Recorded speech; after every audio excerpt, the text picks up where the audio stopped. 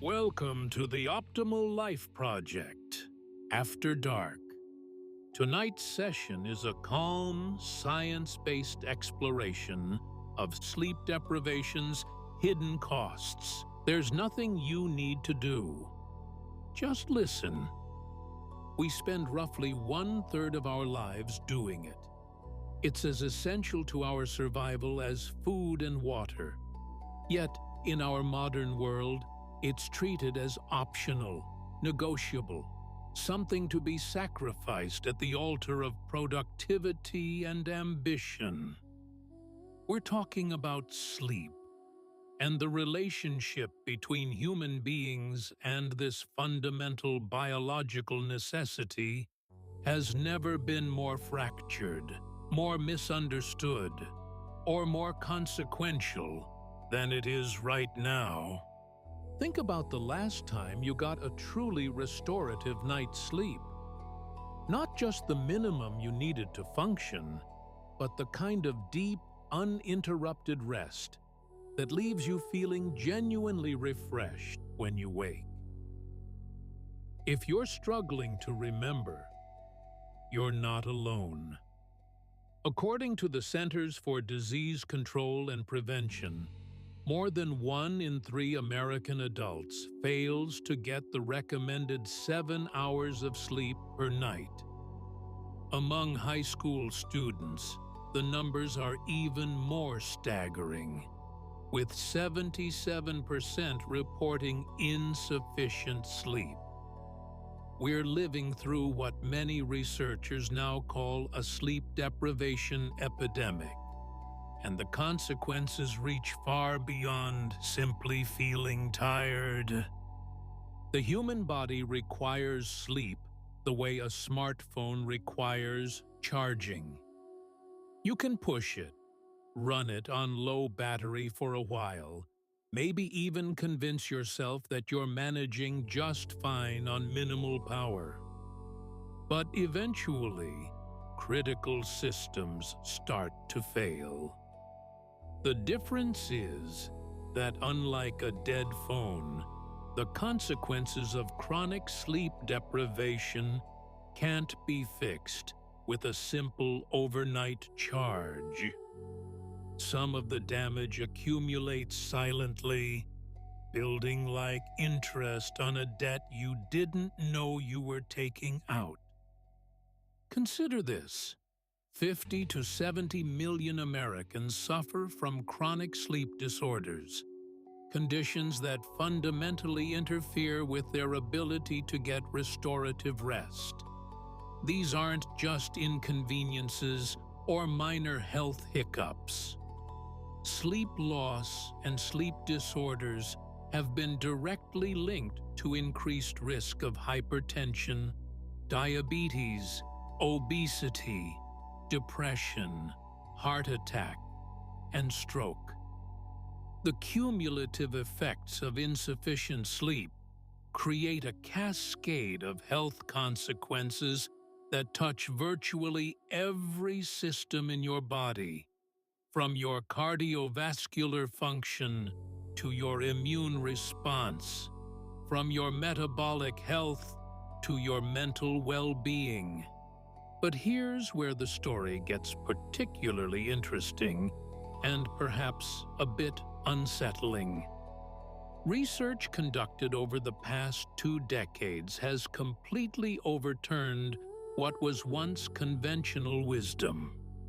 There was a time when the medical community believed that sleep loss had no significant health effects beyond daytime sleepiness and maybe some reduced mental sharpness. That view has been shattered by an overwhelming body of evidence showing that sleep isn't just rest. It's an active state during which your brain and body perform critical maintenance, repair, and optimization functions that simply cannot happen while you're awake. When you don't sleep enough, you're not just tired. You're operating a biological system that's attempting to function without essential maintenance cycles being completed. It's like trying to drive a car that never gets oil changes or tune-ups. It might run for a while, but eventually, things start breaking down. And in the human body, those breakdowns manifest in ways we're only beginning to fully understand. The economic impact alone is staggering. Sleep-related fatigue costs American businesses an estimated $150 billion annually in lost productivity, workplace accidents, and absenteeism. Motor vehicle crashes linked to driver sleepiness, independent of alcohol effects, account for nearly 20% of all serious crash injuries in the general population.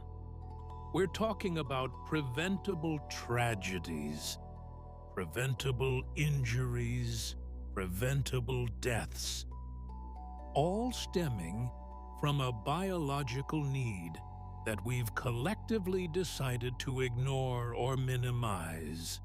And yet, despite mountains of research, despite the clear and present dangers, despite the obvious toll on individual and public health, we continue to live in a culture that celebrates the hustle, that glorifies the all-nighter, that treats sleep as weakness rather than wisdom. Social media influencers brag about their 4-hour sleep schedules. Corporate cultures reward those who arrive earliest and leave latest, regardless of what that does to their circadian rhythms. Students pull consecutive all-nighters to cram for exams, sacrificing the very sleep that would help them consolidate the information they're desperately trying to learn. The scope of this problem extends far beyond individual choices. School start times force adolescents to wake before their biological clocks are ready. Shift work disrupts the natural rhythms of millions of workers. The blue light from our screens interferes with melatonin production, making it harder to fall asleep even when we finally give ourselves permission to rest. We've created an environment that's fundamentally hostile to healthy sleep, and we're paying the price in ways both obvious and hidden. Throughout this exploration, we're going to unpack 100 facts about sleep health and the hidden costs of sleep deprivation. We'll journey through the architecture of sleep itself, understanding the different stages and what happens in each.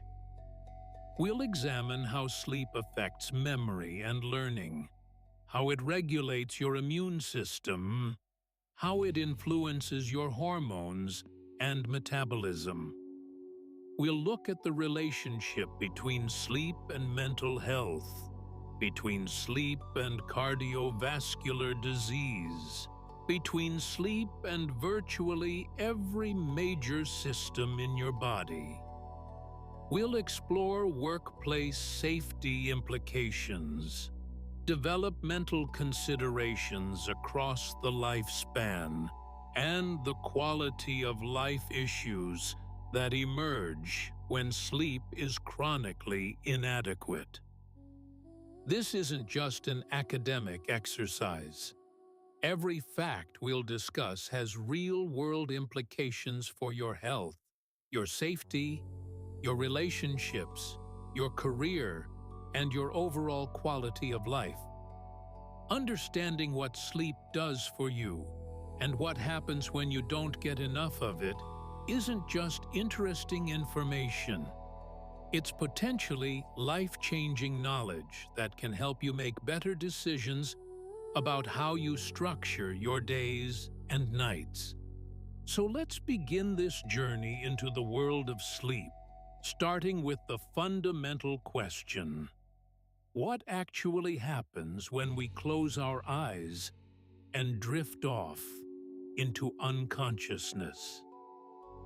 Understanding sleep architecture, the 4 stages. Sleep isn't a single uniform state of unconsciousness. It's a complex, carefully orchestrated sequence of brain states that cycle throughout the night, each with distinct characteristics and specific functions. Understanding these stages is crucial to appreciating what we lose when sleep is cut short or fragmented. When you first settle into bed and close your eyes, you don't immediately plunge into deep sleep. Instead, you enter what researchers call Stage 1 of non-rapid eye movement sleep, abbreviated as REM. This initial stage is the lightest form of sleep, a transitional state between wakefulness and true sleep. It typically lasts only 5 to 10 minutes, accounting for roughly 5% of your total sleep time. During this phase, your eye movements slow down, your muscles begin to relax, and your brain waves start to shift from the alert beta waves of wakefulness to slower alpha and theta waves. Stage 1 is so light that if someone were to wake you during this phase, you might not even realize you'd been asleep. You might experience sudden muscle contractions called hypnic jerks, those startling sensations of falling that jolt you back toward wakefulness. These are completely normal and not a sign of any sleep disorder. Your body is simply transitioning from the muscle tone of wakefulness to the relaxation of sleep. From Stage 1, you progress into Stage 2, NREM sleep, which represents a deeper level of unconsciousness. This stage dominates your sleep architecture, accounting for roughly 45 to 55% of your total sleep time in adults. During Stage 2, your breathing and heart rate slow down, your body temperature drops slightly, and your eye movements stop entirely. Your brain waves continue to slow, punctuated by brief bursts of electrical activity called sleep spindles and K-complexes. These sleep spindles, which occur roughly every 3 to 6 seconds and last about half a second each, are particularly fascinating. Research suggests they play a crucial role in memory consolidation and in filtering out external stimuli that might otherwise wake you. They are like your brain's way of putting up a "do not disturb" sign, helping you stay asleep despite noise or other environmental factors.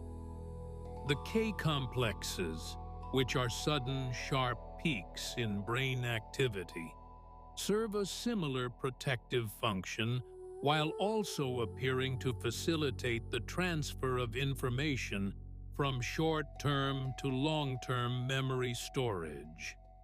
Stage 2, sleep, is important, but it's in Stage 3 where the real restorative magic happens. Stage 3, NREM sleep, also known as deep sleep or slow-wave sleep, is characterized by large, slow brain waves called delta waves. When these delta waves account for more than 20% of your sleep EEG recording, you've entered the deepest stage of NREM sleep. This stage typically occurs more in the first third of the night and can last 20 to 40 minutes in the initial sleep cycles. During deep sleep, your brain activity slows dramatically. Your breathing becomes very slow and rhythmic. Your muscles are fully relaxed. Your blood pressure drops, and your body temperature reaches its lowest point of the night. This is when growth hormone is released, facilitating tissue repair and muscle development. This is when your immune system kicks into high gear, producing cytokines and supporting adaptive immune responses. Emerging research also suggests this may be when your brain facilitates the clearance of metabolic waste products that accumulate during waking hours, including proteins like beta amyloid that have been associated with neurodegenerative diseases. Waking someone from stage 3 sleep is extremely difficult, and if they do wake, they experience what researchers call sleep inertia, a state of confusion and mental fog that can last 30 minutes or more. Your brain desperately doesn't want to be disturbed during this phase because critical maintenance work is happening. Deep sleep is restorative in the most literal sense. Your body is repairing damage, strengthening immune defenses, consolidating memories, and performing cellular housekeeping that can only occur during this specific brain state. After cycling through the 3 NREM stages, approximately 90 minutes after you first fell asleep, you enter a completely different type of sleep, rapid eye movement, or REM sleep. This is where the sleep architecture becomes truly remarkable. During REM sleep, your brain activity looks strikingly similar to waking brain activity. Your eyes move rapidly back and forth behind your closed eyelids. Your heart rate and breathing become irregular. Your brain is highly active, yet your voluntary muscles become temporarily paralyzed, a phenomenon called atonia that prevents you from physically acting out your dreams. REM sleep is when most vivid dreaming occurs, though dreams can happen in any sleep stage. This stage makes up about 20 to 25% of total sleep time in adults, though that percentage is much higher in infants and decreases somewhat with age. Your first REM period of the night might last only 5 to 10 minutes, but as the night progresses and you cycle through additional rounds of sleep stages, REM periods get progressively longer. The final REM period before you wake in the morning can last up to an hour. The functions of REM sleep are still being actively researched, but accumulating evidence suggests it plays crucial roles in emotional regulation, memory consolidation, especially for procedural and emotional memories, and cognitive development. During REM sleep, the brain appears to process emotional experiences from the day, integrating them into existing memory networks, while potentially modulating some of the emotional intensity. This process may be one reason why people often feel better about stressful events after a good night's sleep, though the exact mechanisms continue to be investigated. The progression through sleep stages isn't a one-way street. After your first REM period, you don't simply wake up. Instead, you cycle back through the stages, typically moving from REM back to stage 2, then possibly into stage 3 again, then back to stage 2 and into another REM period. A complete sleep cycle from the beginning of NREM to the end of a REM period takes approximately 90 to 120 minutes. Over the course of a full 8-hour sleep period, you'll typically go through 4 to 6 of these cycles. The composition of these cycles changes as the night progresses. In the first half of the night, you spend more time in deep NREM stage 3 sleep, with relatively brief REM periods. As morning approaches, the pattern reverses. You spend less time in deep sleep or skip it entirely, with longer and longer REM periods. This is why being woken by an alarm clock often interrupts a dream. You were likely in an extended REM phase. It's also why cutting sleep short by even an hour or two can significantly reduce your REM sleep. You're losing the longest, most important REM periods that would have occurred in the final hours of your sleep. This architecture isn't arbitrary or random. It's the result of a carefully tuned system that accomplishes different essential functions at different times throughout the night. When sleep is fragmented by disorders like sleep apnea, which causes repeated brief awakenings, or when it's cut short by alarms or lifestyle demands, you don't just lose total sleep time. You disrupt the entire architecture, potentially missing crucial deep sleep or REM periods, or never allowing your sleep cycles to complete their full progression. Understanding this architecture helps explain why quality matters as much as quantity.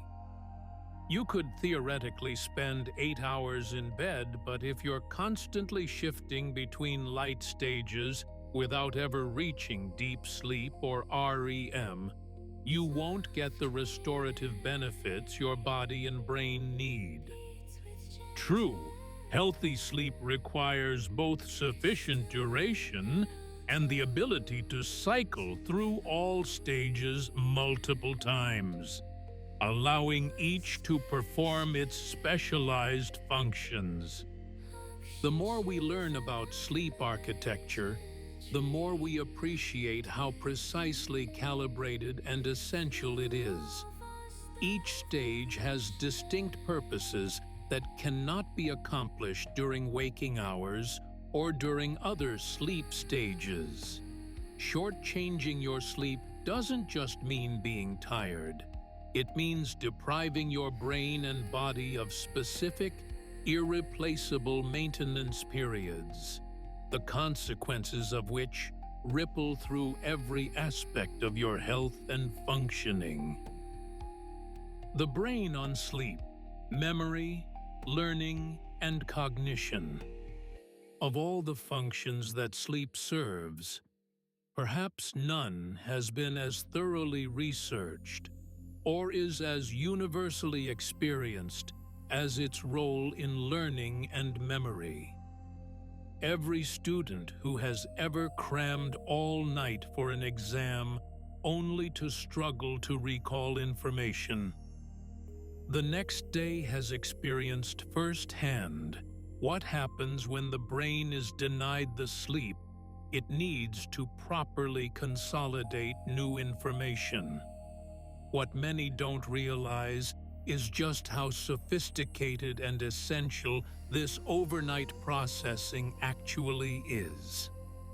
The relationship between sleep and memory is not simply about rest, helping you think more clearly the next day, though that's certainly part of it. Sleep actively transforms memories, integrating new information into existing knowledge networks, strengthening some details while allowing others to fade, and extracting general principles from specific experiences. This process, known as memory consolidation, happens primarily during sleep and follows patterns that align precisely with the different sleep stages we just explored. When you learn something new during the day, whether it's a fact, a skill, or an experience, the information initially gets encoded in a part of the brain called the hippocampus.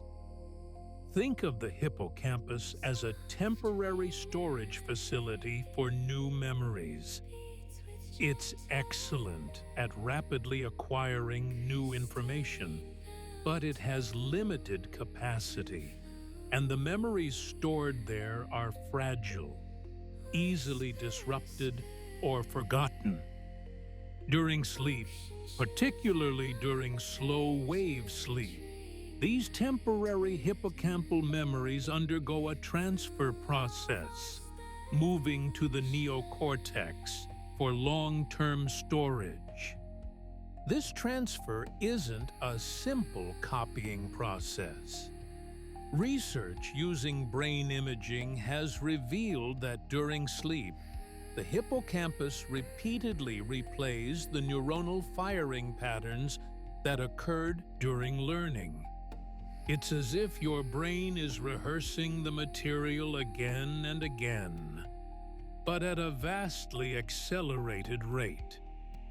These replays, which occur during brief ripples of high-frequency brain activity, appear to trigger the formation of more permanent connections in the neocortical networks that house long-term memories. The fascinating part is that this replay doesn't just strengthen the memory as it was originally encoded. The brain appears to extract general principles, identify patterns, and integrate the new information with related existing memories. You don't just remember the specific thing you learned, you understand it in a broader context. This is why sleep doesn't just prevent forgetting. It can actually enhance understanding and insight.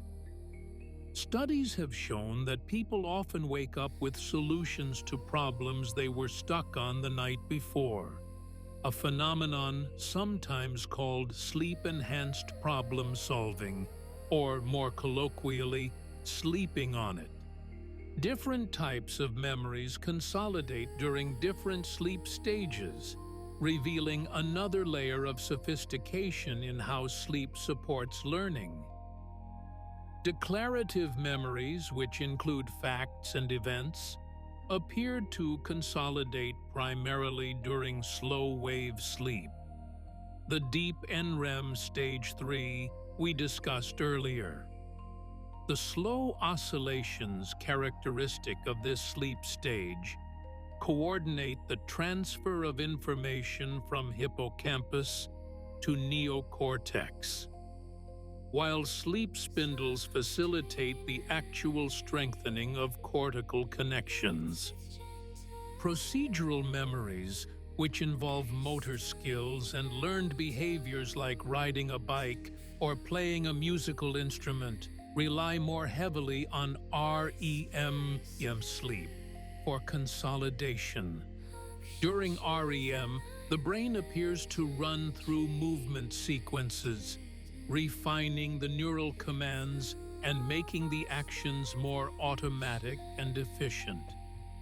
This is why athletes often show improved performance after a good night's sleep, even without additional practice.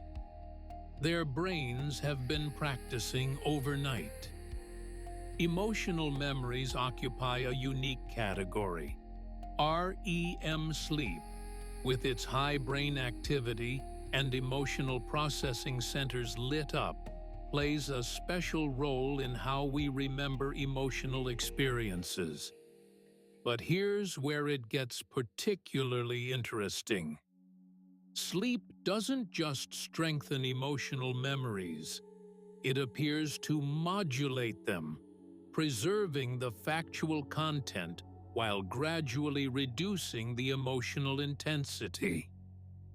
This process, sometimes described as overnight therapy, helps explain why things that felt overwhelmingly upsetting in the evening often feel more manageable in the morning. Your brain has literally been working to process and regulate those emotions while you slept. The consequences of sleep deprivation on memory and learning are profound and measurable. Even a single night of inadequate sleep impairs your ability to form new memories the following day. Your hippocampus becomes less effective at encoding new information, meaning experiences during sleep-deprived wakefulness are less likely to be remembered later. This isn't just about feeling mentally foggy. It's about actual physiological changes in how your brain processes information. Chronic sleep restriction accumulates these deficits. Studies tracking people over days or weeks of insufficient sleep show progressive deterioration in cognitive performance. Reaction times slow. Working memory capacity decreases. The ability to sustain attention falters. Complex decision-making becomes impaired. What's particularly concerning is that sleep-deprived individuals often have poor insight into their own cognitive deficits. They think they're performing adequately when objective measures show significant impairment. In the laboratory, researchers have demonstrated these effects with remarkable precision. In one series of experiments, participants learned new information and were then either allowed to sleep normally or kept awake. Those who slept showed significantly better memory retention and understanding when tested later. In some studies, sleep enhanced memory performance by 50% or more compared to equal time spent awake. The effect is so robust and reliable that it's now considered one of the foundational findings in sleep research. The mechanisms underlying these effects are becoming clearer. During sleep, the brain increases production of proteins necessary for forming new synaptic connections. Without sleep, these proteins don't get made in sufficient quantities, limiting the brain's ability to strengthen the neural pathways that constitute memories. Additionally, sleep appears to trigger the selective weakening of unimportant or erroneous information, a process called synaptic downscaling that helps prevent the brain from becoming oversaturated with irrelevant details. Recent research has also revealed that sleep supports what neuroscientists call schema formation, the development of organized frameworks of knowledge that allow you to understand new information in context. When you sleep after learning related pieces of information, your brain doesn't just remember the individual items. It extracts the underlying structure and relationships. This is why students who space out their study sessions and sleep between them often develop deeper understanding than those who cram everything into a single marathon session. The implications extend beyond academic learning. Your ability to navigate social situations, understand other people's perspectives, regulate your own behavior, and make sound judgments all rely on cognitive functions that are maintained and enhanced by sleep. When sleep is inadequate, these higher-order functions deteriorate. You become more impulsive, less empathetic, worse at reading social cues, and more prone to errors in judgment. For children and adolescents whose brains are still developing and who face enormous learning demands at school, adequate sleep is particularly crucial. Research consistently shows that students who get sufficient sleep perform better academically, have better attention and behavior, and develop stronger cognitive skills than their sleep-deprived peers. The relationship is dose-dependent. More sleep within the healthy range is associated with better outcomes, while insufficient sleep predicts poorer performance. Perhaps most troubling is emerging evidence suggesting that chronic sleep deprivation may have lasting effects on brain structure and function, particularly when it occurs during critical developmental periods. While short-term sleep loss can typically be recovered from with adequate subsequent sleep, research indicates that years of insufficient sleep may result in changes that don't fully reverse, potentially including reductions in gray matter volume in certain brain regions and alterations in white matter connectivity. However, more research is needed to fully understand the long-term implications and the extent to which these changes can be mitigated. The brain on sleep is actively working, consolidating, integrating, optimizing, and preparing for the next day's cognitive demands. The brain deprived of sleep is operating in a compromised state, unable to properly process new information, strengthen important memories, or maintain the cognitive sharpness necessary for complex thinking. This isn't a minor inconvenience. It's a fundamental limitation that affects learning, decision-making, creativity, and every aspect of cognitive life. Sleep and the immune system. While you sleep peacefully through the night, your immune system is anything but dormant. In fact, sleep represents a critical period during which your body's defenses are reinforced, recalibrated, and prepared for the challenges ahead. The relationship between sleep and immunity is so profound that disturbing one inevitably disrupts the other, creating feedback loops that can either promote health or undermine it. The immune system is extraordinarily complex, consisting of multiple layers of defense against pathogens, cancer cells, and other threats.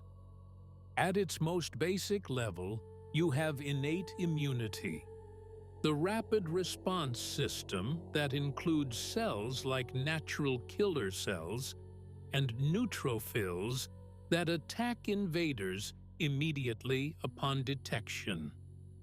Then there's adaptive immunity, a more sophisticated system involving T cells and B cells that learn to recognize specific threats and mount targeted, long-lasting defenses, including the production of antibodies.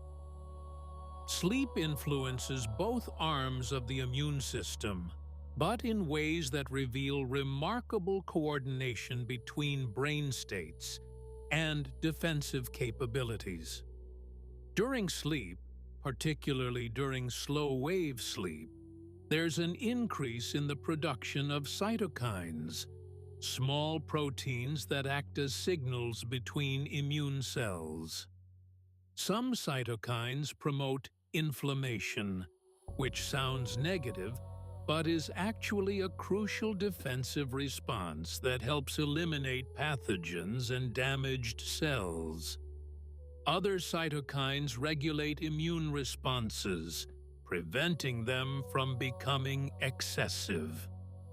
The timing of this cytokine production is precisely regulated by your sleep-wake cycle. During early nocturnal sleep, when slow-wave sleep dominates, the body produces more pro-inflammatory cytokines like interleukin-1, interleukin-6, and tumor necrosis factor alpha. These proteins facilitate communication between immune cells and enhance the body's ability to mount defensive responses. Simultaneously, hormones that can suppress immune function, like cortisol and catecholamines, are at their lowest levels during this period, creating an optimal environment for immune activity.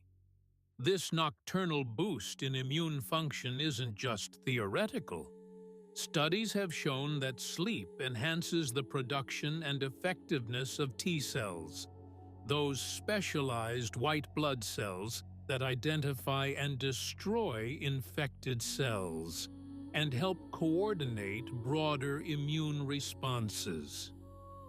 During sleep, T cells redistribute from the bloodstream into lymph nodes, where they can more effectively encounter and respond to antigens, fragments of invaders that the immune system learns to recognize.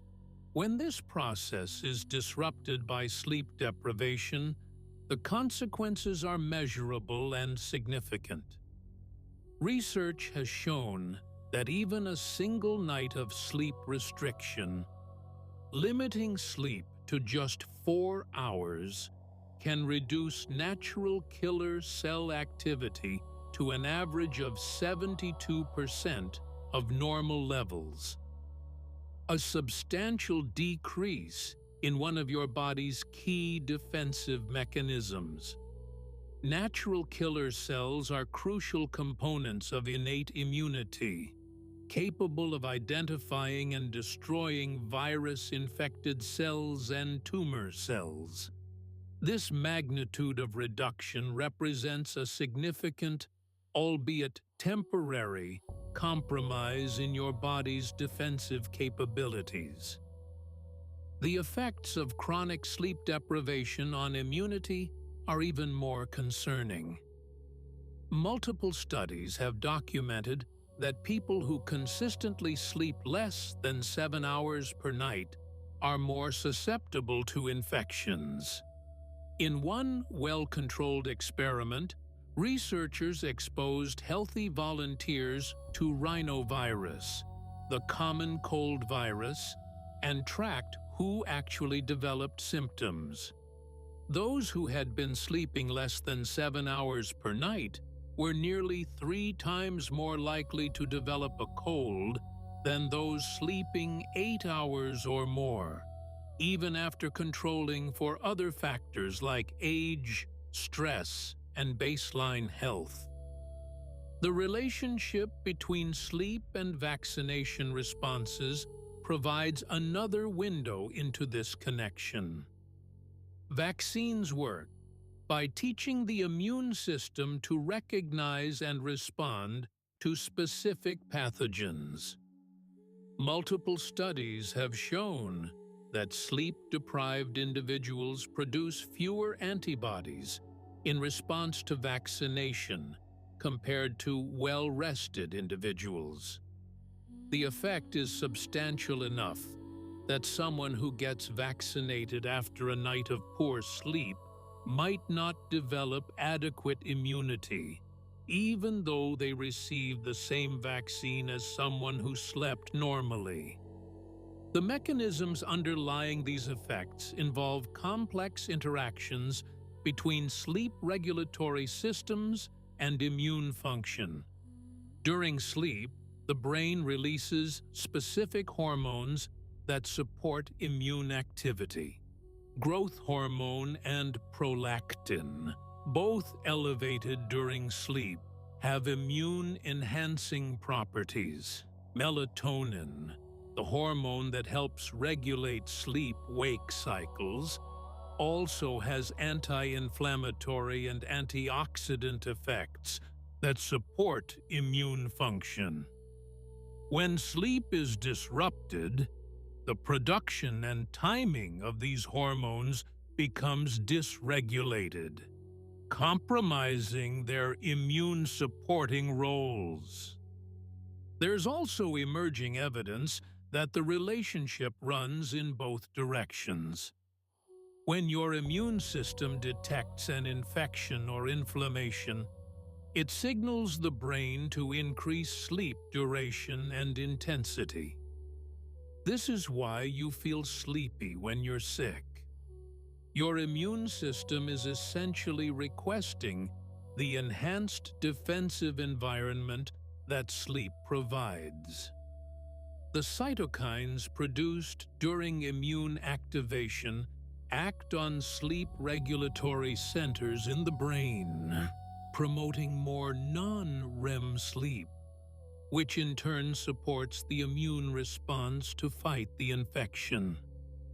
This bidirectional relationship creates a feedback loop. Good sleep supports robust immune function, which helps prevent infections and promotes faster recovery when illness does occur. Conversely, poor sleep weakens immunity, increasing infection risk, and infections disrupt sleep quality, creating a vicious cycle. Understanding this relationship helps explain why people with chronic sleep disorders often have more frequent illnesses and longer recovery times. The inflammatory consequences of sleep deprivation extend beyond immediate infection risk. Chronic sleep restriction leads to a state of low-grade systemic inflammation, characterized by persistently elevated levels of inflammatory markers like C-reactive protein and interleukin-6. This chronic inflammation is implicated in the development of numerous diseases, including cardiovascular disease, type 2 diabetes, certain cancers, and neurodegenerative conditions. At the cellular and molecular level, sleep deprivation activates inflammatory signaling pathways, particularly the NF-kappa B pathway, which controls the expression of many pro-inflammatory genes. This activation appears to be one of the most consistent findings in sleep research, observed across different populations and experimental conditions. When you don't sleep enough, you're essentially putting your body into a pro-inflammatory state, as if it's constantly responding to a low-level threat, even when none exists. The immune system also benefits from sleep's role in removing cellular debris and damaged proteins. During sleep, particularly slow-wave sleep, Research suggests the brain's glymphatic system becomes more active, helping to flush out metabolic waste products that accumulate during waking hours. Some of these waste products, if allowed to build up, may trigger inflammatory responses. By facilitating their clearance during sleep, this process appears to help maintain a healthier cellular environment and reduce unnecessary immune activation. The implications of all this research are clear and concerning. When we shortchange sleep, we're compromising one of our body's most fundamental defensive systems. We're more vulnerable to infections. We respond less well to vaccines. We're at higher risk for inflammatory diseases, and we recover more slowly when illness strikes. The immune system needs sleep to function optimally, and chronic sleep deprivation creates immune dysfunction that can have wide-ranging health consequences. This isn't just about avoiding the common cold, though that's certainly relevant. It's about maintaining the defensive and regulatory capabilities that protect against more serious conditions, from infections to cancer to autoimmune disorders. Your immune system is working around the clock to keep you healthy, but it needs those hours of sleep to operate at full capacity. When you consistently deny it that opportunity, you're undermining one of your body's most sophisticated and essential protective systems. The hormonal symphony of sleep. The human endocrine system is remarkably sensitive to sleep and circadian rhythms. Throughout each 24-hour period, your body orchestrates an intricate hormonal symphony, with different hormones rising and falling in carefully timed patterns that regulate everything from energy metabolism to stress responses to reproductive function.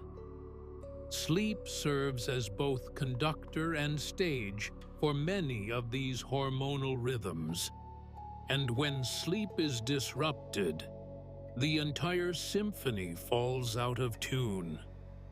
Let's start with melatonin, often called the sleep hormone, though that term sells short its multiple functions.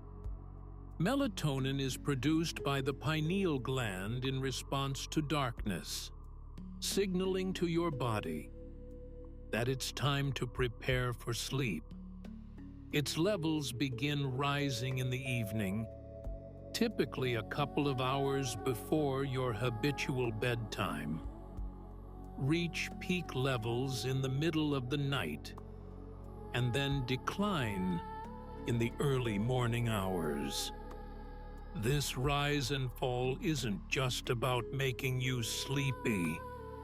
Melatonin influences body temperature, blood pressure, immune function, and cellular repair processes throughout the body.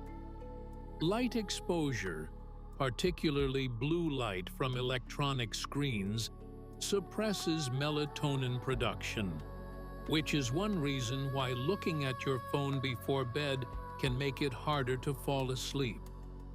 You're literally telling your brain that it's daytime, disrupting the hormonal signal that should be building to promote sleep onset. For shift workers and others with irregular sleep schedules, this disruption can be profound and persistent, with melatonin rhythms becoming desynchronized from actual sleep times, contributing to sleep disorders and metabolic dysfunction. Cortisol, often labeled the stress hormone, follows its own distinct circadian pattern that interacts intimately with sleep. Under normal conditions, cortisol levels drop to their lowest point around midnight to 2 in the morning, during the period when deep sleep is most prominent. They then begin rising in the early morning hours, reaching peak levels around 8 in the morning to help you wake up and become alert. This cortisol awakening response provides the energy and alertness needed to face the day. When sleep is disrupted or insufficient, cortisol patterns become dysregulated. Chronic sleep deprivation can lead to elevated evening cortisol levels, creating a state of inappropriate alertness when you should be winding down, making it harder to fall asleep and perpetuating a cycle of poor sleep and hormonal disruption. Elevated nighttime cortisol can also suppress the immune-supporting functions of sleep and interfere with the release of other hormones that depend on cortisol being low. Growth hormone demonstrates perhaps the most dramatic relationship with sleep. In adults, the majority of growth hormone secretion occurs during deep, slow-wave sleep, particularly in the first few hours after sleep onset.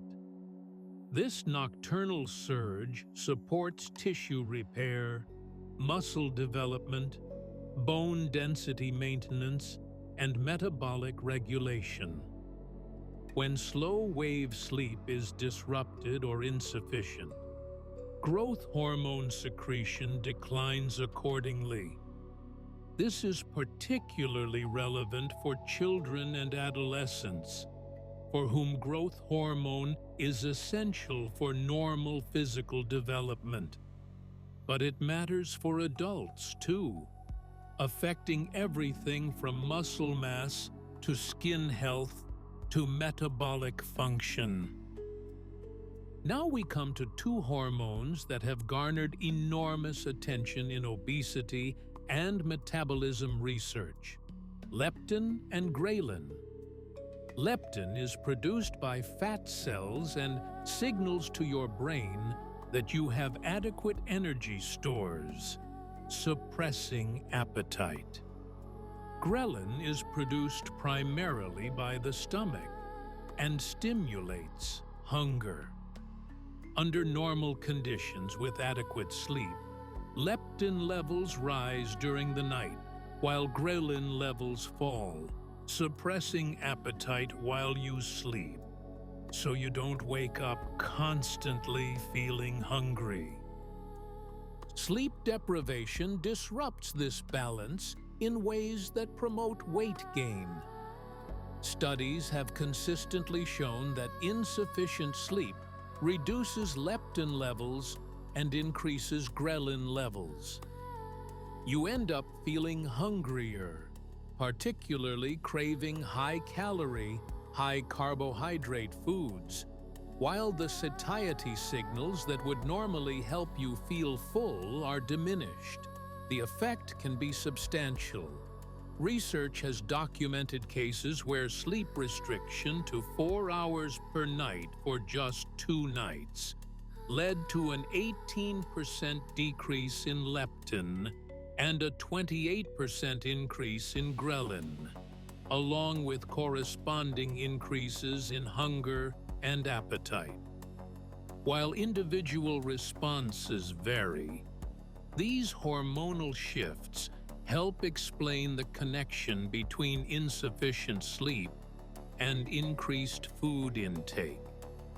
These hormonal changes help explain the well-documented relationship between insufficient sleep and obesity. When you're sleep deprived, you're not just eating more because you're awake for more hours, though that plays a role.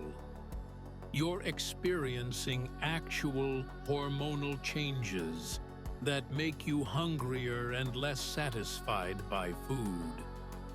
Your body is receiving false signals suggesting that you're in an energy deficit when you're not, driving increased caloric intake at exactly the time when your sleep-deprived state has also reduced your motivation to exercise. The hypothalamic pituitary adrenal axis, which regulates stress responses and cortisol production, shows particular sensitivity to sleep disruption. Normally, this system has distinct circadian and sleep-related patterns. During sleep, especially slow-wave sleep, activity in this axis is reduced, allowing cortisol levels to drop to their nadir. This reduction is crucial for metabolic health, immune function, and the overall balance of the hormonal milieu. Chronic sleep disruption can lead to what's sometimes called hypothalamic pituitary adrenal axis dysregulation, where the normal patterns of activation and inhibition become distorted. Evening cortisol levels may remain elevated. The morning cortisol awakening response may be blunted or exaggerated. These patterns are associated with numerous health problems, including depression, anxiety disorders, metabolic syndrome, and cardiovascular disease. Thyroid hormones, which regulate metabolism and energy production, also show circadian variation influenced by sleep. The thyroid-stimulating hormone that controls thyroid function typically peaks during sleep. Sleep deprivation can alter thyroid hormone levels, contributing to metabolic disturbances and feelings of fatigue. While the effects on thyroid function may be less dramatic than those on some other hormones, they contribute to the overall metabolic dysfunction associated with chronic sleep loss. Sex hormones, including testosterone in men and estrogen and progesterone in women, are affected by sleep patterns as well. Testosterone production in men occurs primarily during sleep, particularly during the first REM period.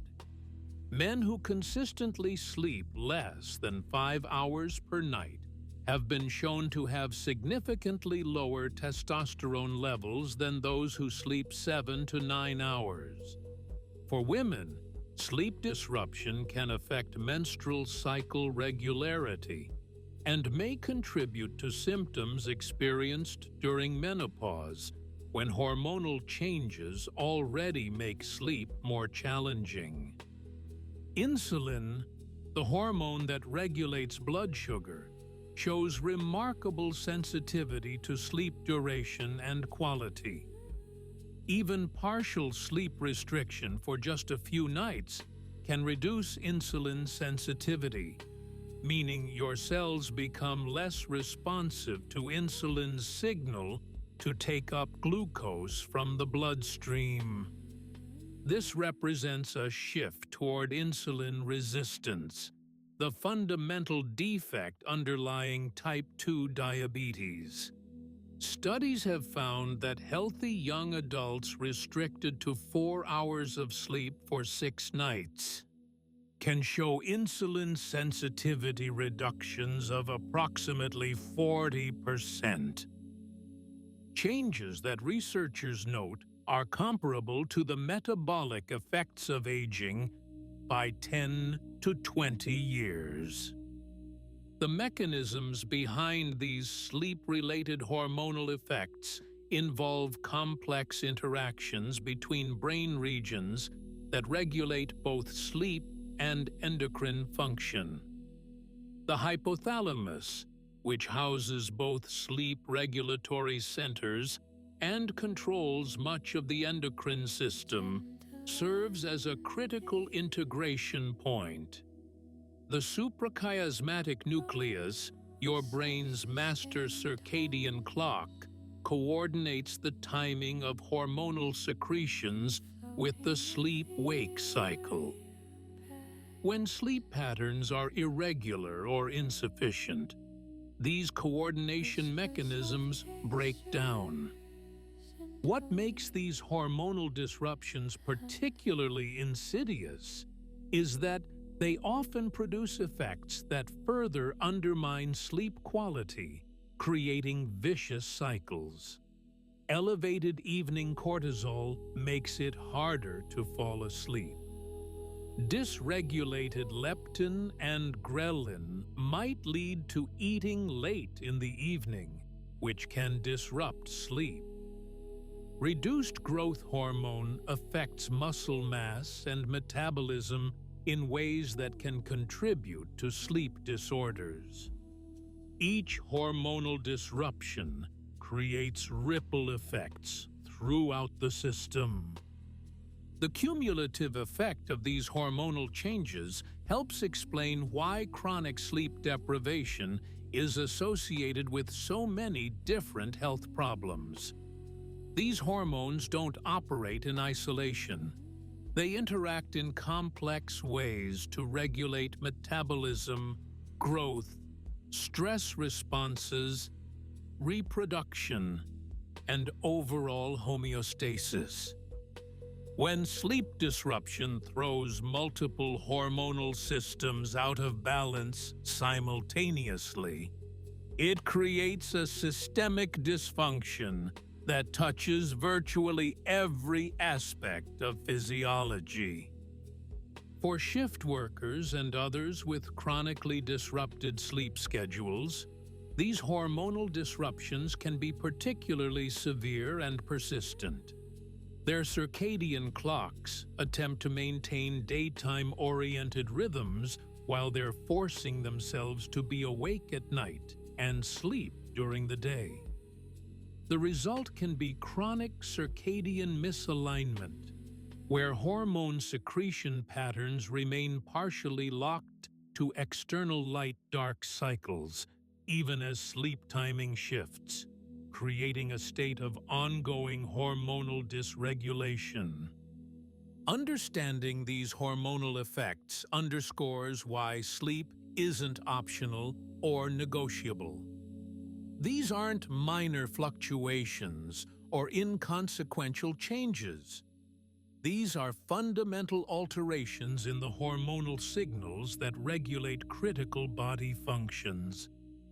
Changes that accumulate night after night, year after year, progressively undermining metabolic health, stress resilience, immune function, and overall well-being. The hormonal symphony of sleep requires every instrument to play at the right time and in the right key. Sleep deprivation creates dissonance that reverberates through your entire biological orchestra. Cardiovascular and metabolic consequences. If you could look inside the bodies of people with chronic sleep deprivation, one of the most striking findings would be in their cardiovascular and metabolic systems. The heart, blood vessels, and the complex metabolic machinery that regulates energy balance are all profoundly influenced by sleep. And insufficient sleep creates a cascade of changes that dramatically increase disease risk. Let's begin with blood pressure, one of the most well-studied cardiovascular effects of sleep. During normal sleep, blood pressure naturally drops by 10 to 20%. A phenomenon called nocturnal dipping that gives the cardiovascular system crucial recovery time from the demands of waking activity. This nightly reduction in blood pressure isn't just a passive response to rest.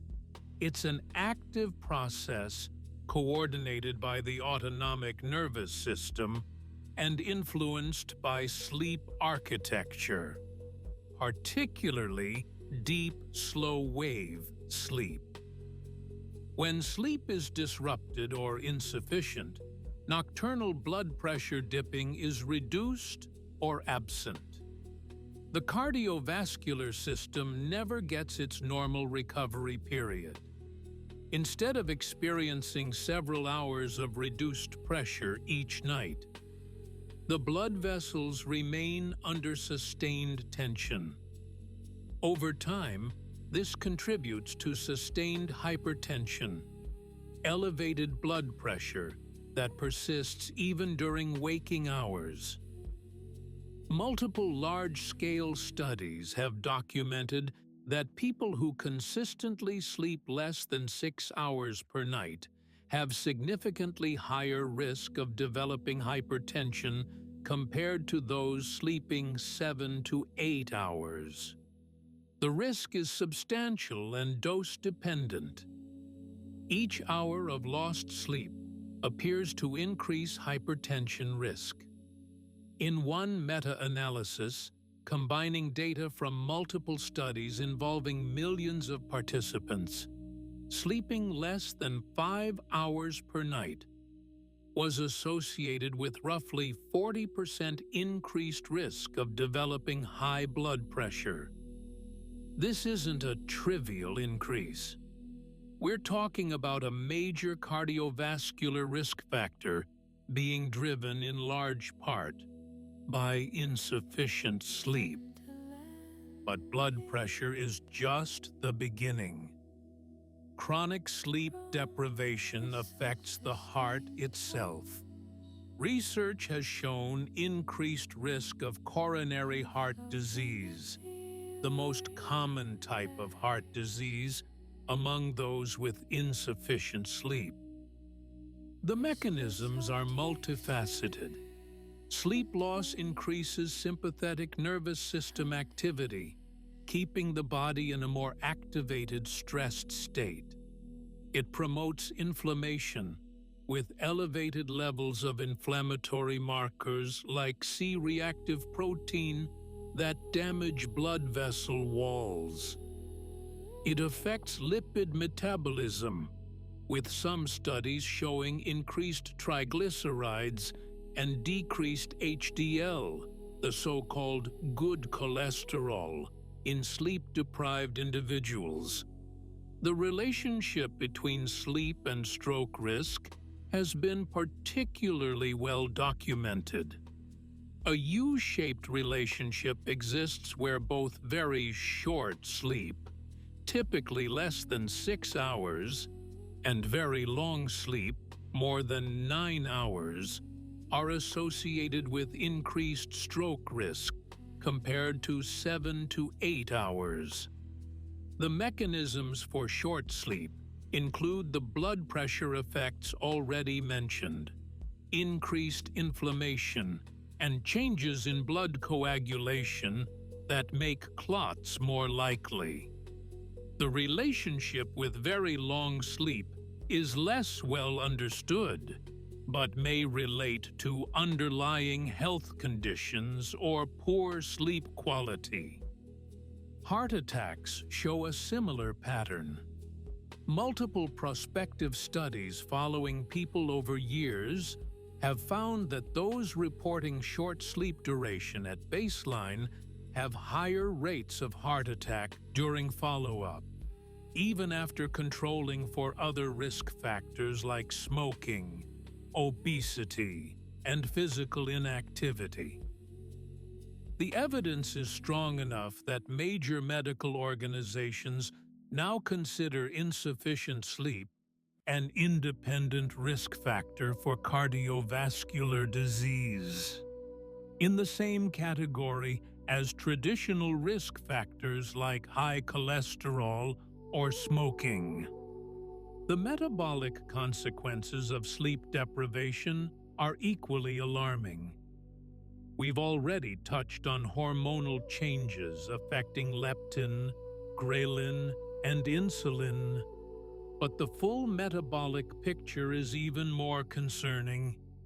Sleep restriction consistently produces a state of reduced insulin sensitivity, where cells throughout the body become less responsive to insulin's signal to take up glucose from the blood.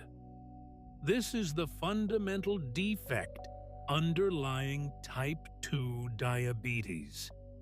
The speed at which sleep loss can induce insulin resistance is startling. In controlled laboratory studies, healthy young adults restricted to 4 or 5 hours of sleep for just 5 or 6 nights show insulin sensitivity reduced by 25 to 40%.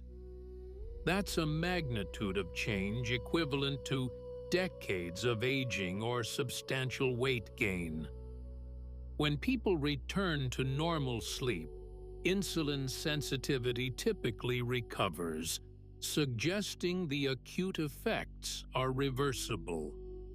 However, with chronic sleep restriction over months or years, these metabolic changes may become more resistant to reversal, progressively increasing diabetes risk.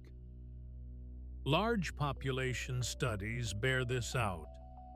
Meta-analyses combining data from hundreds of thousands of participants have found that people sleeping less than 6 hours per night have roughly 28% increased risk of developing type 2 diabetes compared to those sleeping 7 to 8 hours.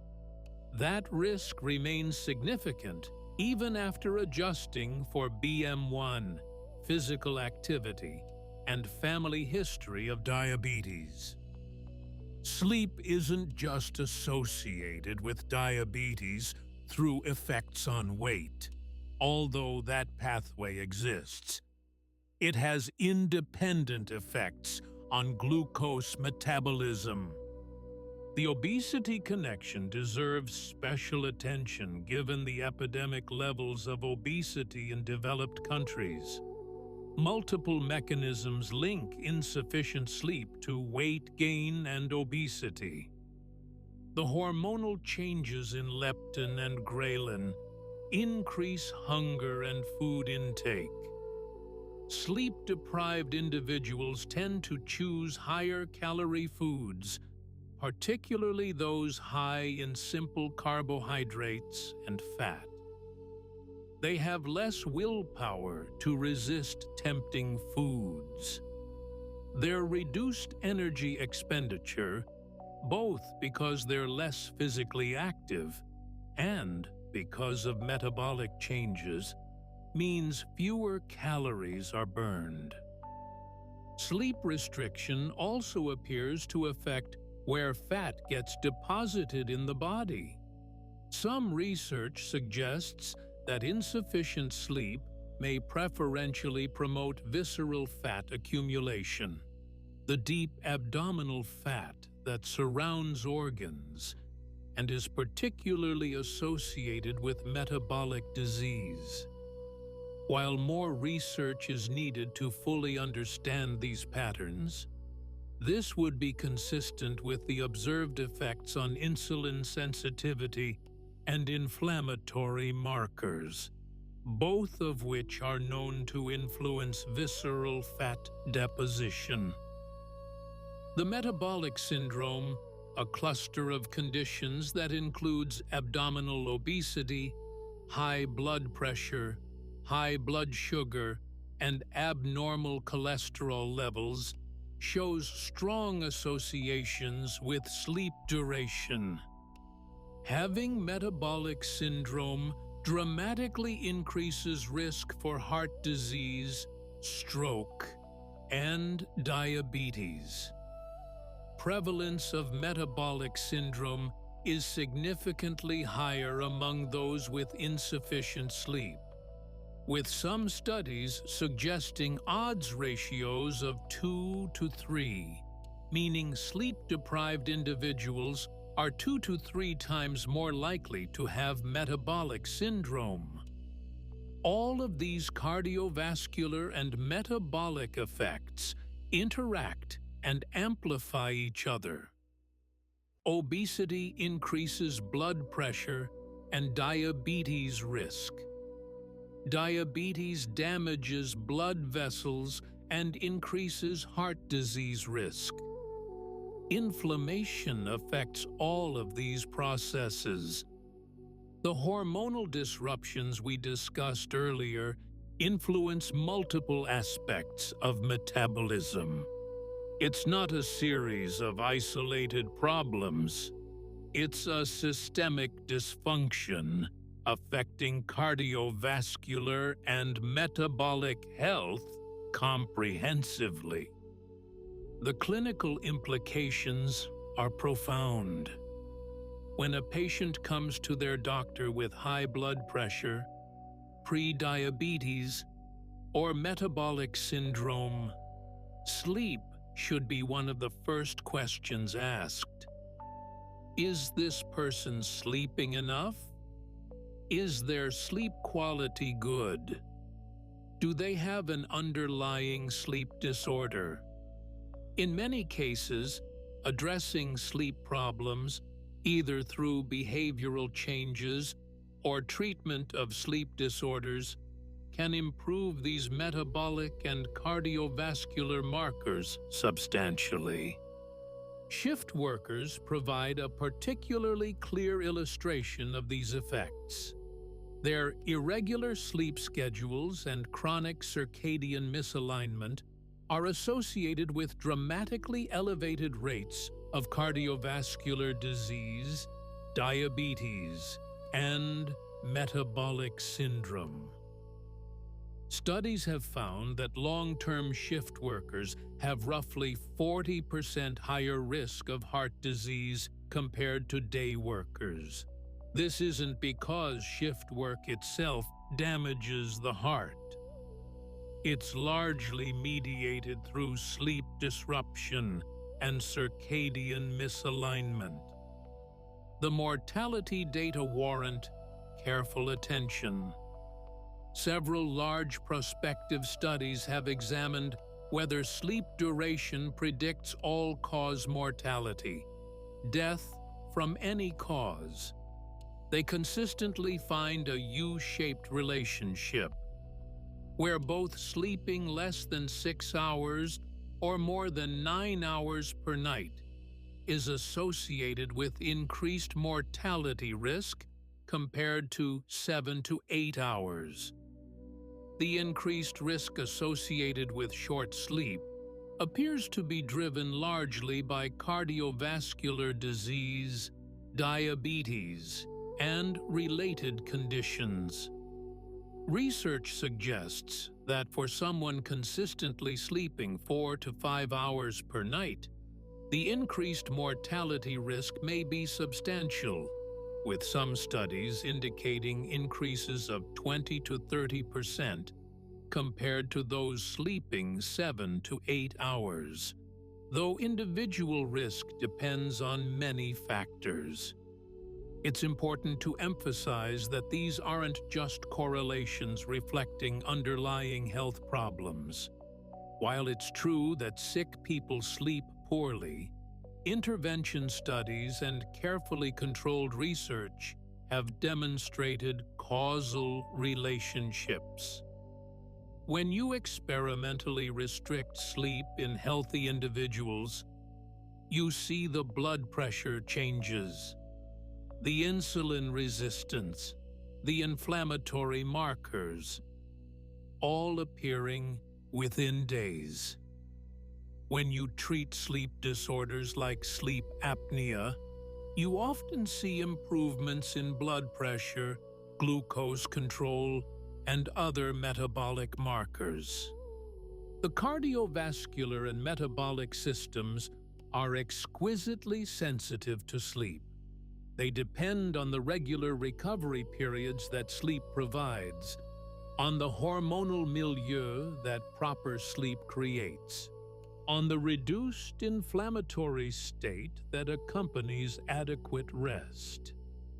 Chronic sleep deprivation denies them these necessary conditions, creating a state of sustained cardiovascular and metabolic stress that progressively damages health. The heart never gets to fully rest. Metabolism never properly recalibrates. Inflammation never fully resolves.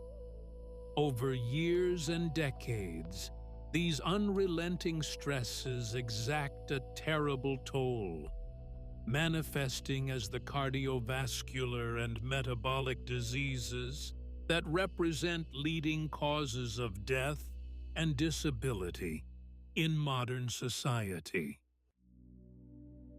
Mental health and emotional regulation.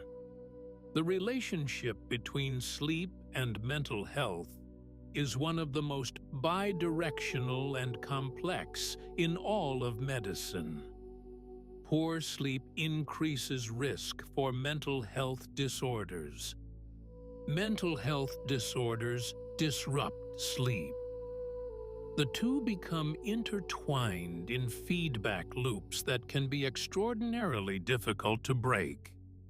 Understanding these connections is crucial, not just for treating mental illness, but for maintaining emotional well-being in healthy individuals. Let's start with depression, where the sleep connection is particularly strong and well documented. Approximately 75% of people with depression experience some form of sleep disturbance, whether difficulty falling asleep, staying asleep, or early morning awakening. For decades, this was understood primarily as a symptom of depression, sleep problems caused by the mood disorder. But research over the past 20 years has revealed that the relationship runs deeper and in both directions. Insomnia, persistent difficulty falling or staying asleep, is now recognized as both a symptom of depression and a significant risk factor for developing depression. People with insomnia are 10 times more likely to develop clinical depression compared to those who sleep well. That's an enormous risk increase. Even more striking, treating insomnia can often alleviate depressive symptoms, even when the depression itself isn't directly targeted by treatment. This suggests that sleep disturbances aren't just side effects of depression, they're contributing causes. The mechanisms connecting sleep and depression involve changes in brain chemistry and activity. Sleep, particularly REM sleep, appears to play a crucial role in emotional processing and regulation. During REM sleep, the brain reactivates emotional memories, but in a neurochemical environment that's different from waking. The neurotransmitter norepinephrine, associated with stress and anxiety, is at very low levels during REM sleep. This allows emotional memories to be reprocessed and integrated without the full intensity of their original emotional charge. When sleep is disrupted or insufficient, this emotional processing doesn't happen effectively. Negative experiences maintain their emotional intensity rather than being modulated. The amygdala, a brain region involved in processing emotions, particularly negative emotions, shows increased reactivity in sleep-deprived individuals. The prefrontal cortex, which helps regulate emotional responses, and maintain perspective shows reduced activity. The result is heightened emotional reactivity, difficulty regulating negative emotions, and a bias toward interpreting situations negatively. These brain changes help explain why sleep deprivation affects mood so profoundly.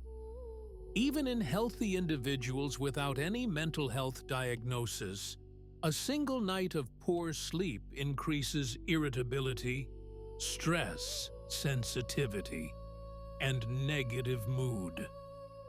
The following day, subjects in sleep restriction experiments report feeling more sad, angry, anxious, and mentally exhausted. When they return to normal sleep, mood typically improves within a day or two, demonstrating that the effect is driven by sleep itself rather than underlying mood disorders. Chronic sleep restriction appears to create a sustained state of emotional dysregulation. The ability to experience positive emotions is reduced. Negative emotions feel more intense and are harder to shake. Situations that would normally be mildly annoying become genuinely distressing. The capacity to maintain optimism and hope, crucial protective factors against depression, is diminished. For someone already vulnerable to depression, whether due to genetics, life stress, or other factors, chronic sleep problems can be the tipping point that precipitates a full depressive episode. Anxiety disorders show similarly strong connections to sleep disturbance. People with anxiety disorders commonly report difficulty falling asleep, their minds racing with worries that prevent the mental quieting necessary for sleep onset. Once asleep, they may experience frequent awakenings or poor sleep quality. The relationship is reciprocal.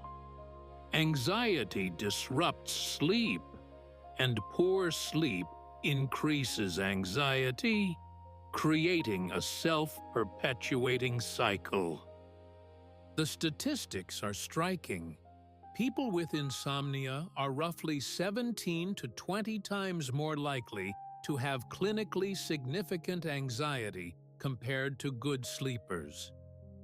The effect is seen across different types of anxiety disorders, from generalized anxiety disorder to panic disorder to social anxiety. Treatment studies have shown that improving sleep through behavioral interventions can reduce anxiety symptoms substantially, even when anxiety isn't the primary treatment target.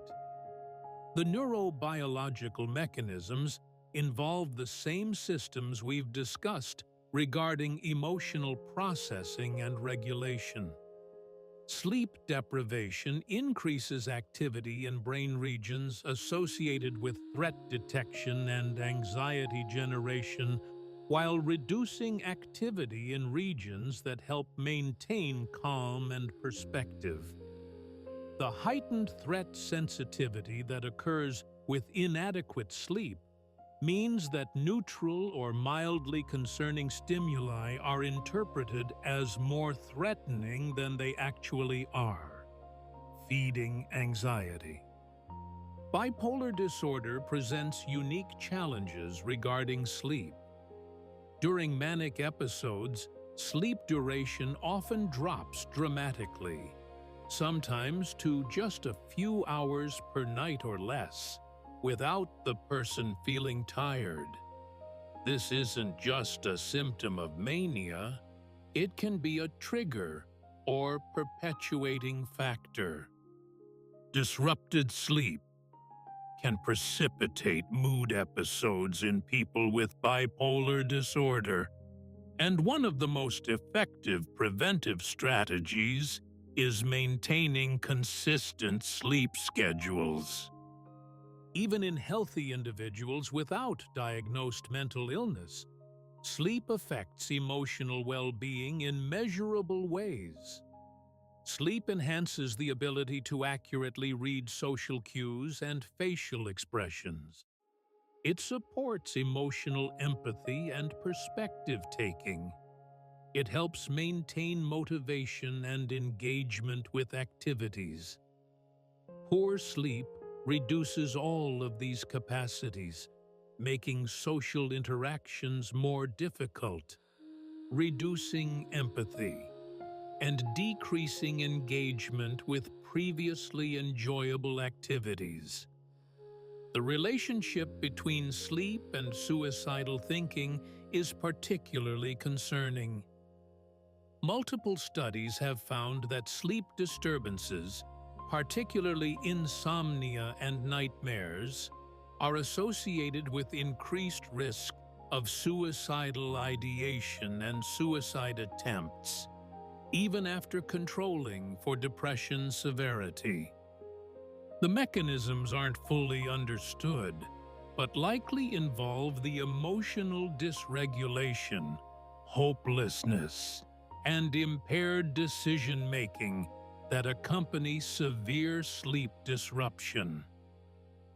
Post-traumatic stress disorder illustrates another facet of the sleep-mental health connection. PTSD is characterized by intrusive memories, hyperarousal, and sleep disturbances, including nightmares and fragmented sleep. The trauma memories that dominate PTSD seem particularly resistant to the normal emotional processing that should occur during REM sleep. Instead, they repeatedly intrude into dreams, disrupting sleep and maintaining their emotional intensity. Treating the sleep disturbances in PTSD can sometimes help reduce other symptoms as well. Attention Deficit Hyperactivity Disorder, ADHD, shows interesting overlap with sleep deprivation effects.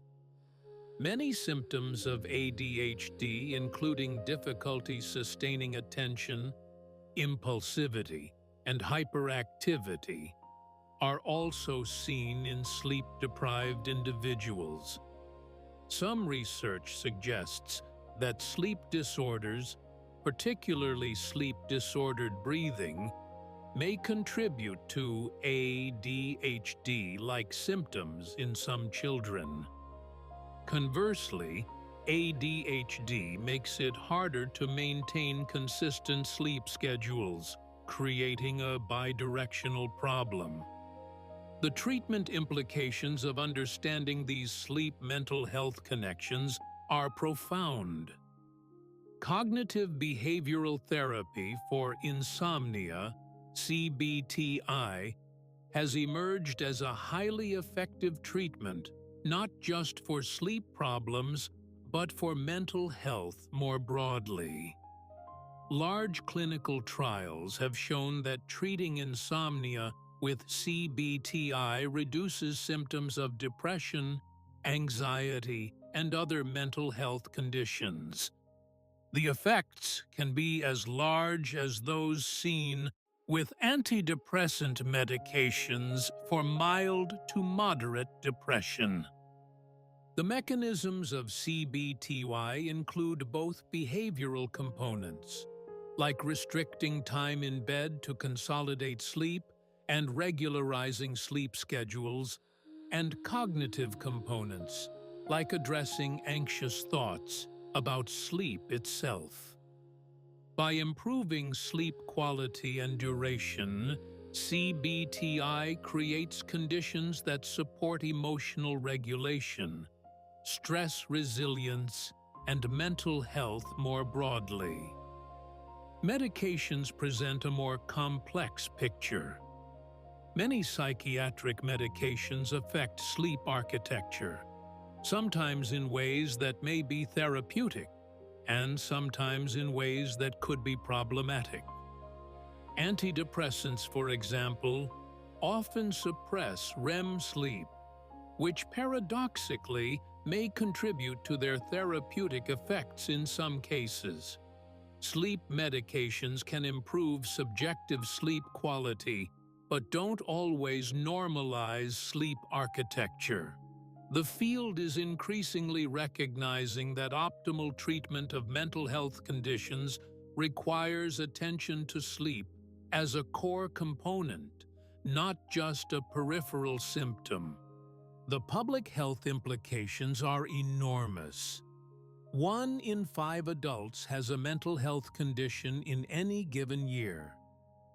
Sleep problems are present in the majority of these cases.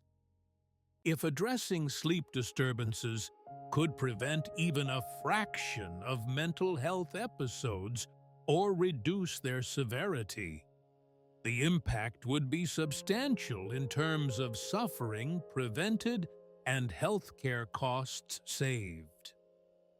For individuals, the message is clear. Sleep isn't just important for physical health, it's fundamental to mental and emotional well-being. The 7 to 9 hours of sleep recommended for adults isn't optional if you want to maintain emotional resilience, regulate stress effectively, and protect against mental health disorders. When sleep becomes chronically inadequate, mental health almost inevitably suffers. The brain needs those hours of sleep to process emotions, maintain neurochemical balance, and support the regulatory systems that keep mood stable and anxiety manageable. Without adequate sleep, the mind becomes more fragile, more reactive, more vulnerable to the stresses that life inevitably brings. Workplace safety and performance. Every workplace accident tells a story, and far too often, sleep deprivation is a central character. From catastrophic industrial disasters to routine injuries that fill emergency rooms every day, insufficient sleep creates cognitive and physical impairments that dramatically increase accident risk, while simultaneously reducing the productivity and quality of work during non-accident periods. The statistics are stark, and they demand attention.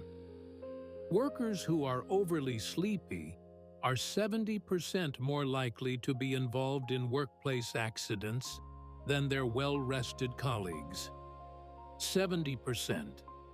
That's not a small effect that might be explained by confounding factors. That's a massive, reproducible finding that holds up across different industries and study designs. When you show up to work sleep-deprived, you're putting yourself and your coworkers at significantly elevated risk of injury. The mechanisms are straightforward once you understand what sleep deprivation does to the brain. Reaction time slows. In laboratory studies, people who've been awake for 22 hours show neurobehavioral performance impairments equivalent to someone with a blood alcohol content of 0.08%, the legal threshold for drunk driving in most jurisdictions. Yet, we would never tolerate employees showing up to work drunk, while we routinely accept or even celebrate employees working on minimal sleep. Attention becomes less stable with sleep loss. Instead of maintaining focus on the task at hand, sleep-deprived individuals experience what researchers call attentional lapses, brief periods when attention wanders, or the brain essentially stops processing information for a few seconds. In most contexts, these lapses are merely annoying. In high-risk occupations, like operating heavy machinery, driving commercial vehicles, or monitoring critical systems, a few seconds of inattention can be catastrophic. Decision-making quality deteriorates with insufficient sleep. The prefrontal cortex, responsible for executive functions like planning, judgment, and risk assessment, is particularly vulnerable to sleep deprivation effects. Sleep-deprived individuals are more likely to take unnecessary risks, to overlook potential hazards, to make impulsive decisions without fully thinking through consequences. They're also worse at monitoring their own performance, often failing to recognize when they're making errors or when their judgment is impaired. Some of history's most devastating industrial accidents had sleep deprivation and fatigue as contributing factors. The Exxon Valdez oil spill in Alaska, which dumped millions of gallons of crude oil into pristine waters, occurred at 3 a.m. when the ship ran aground. The crew had been working long hours, and investigators cited fatigue as a factor. The Chernobyl nuclear disaster began at 1:23 in the morning, with operators who had been working extended shifts making critical errors. The 3 Mile Island nuclear incident involved control room operators working the 4 to 6 a.m. shift, who missed crucial warning signs. These disasters involved complex systems and multiple contributing factors, but sleep deprivation and circadian misalignment placed operators in compromised cognitive states at exactly the times when they needed to be most alert. The pattern repeats across different industries.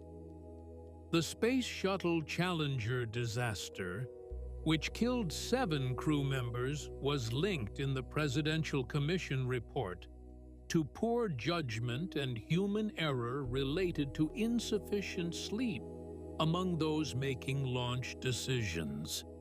But we don't need to look at catastrophic disasters to see sleep's impact on workplace safety. Mundane, everyday workplace injuries are dramatically elevated among fatigued workers. Construction workers on 12-hour shifts are 37% more likely to be involved in an accident compared to 8-hour shifts. The risk increases with consecutive long shifts as fatigue accumulates. Shift workers who are chronically fighting their circadian rhythms have accident rates that can be more than twice as high as day workers in similar roles. Motor vehicle crashes related to drowsy driving are particularly concerning given how common they are. Nearly 20% of all serious motor vehicle crash injuries involve driver sleepiness, independent of alcohol. For commercial truck drivers, the statistics are even worse. The National Transportation Safety Board determined that fatigue was the probable cause in 57% of crashes that led to a truck driver's death. These aren't just statistics. They represent real people, real families, real tragedies that were preventable. The economic toll of workplace fatigue is staggering.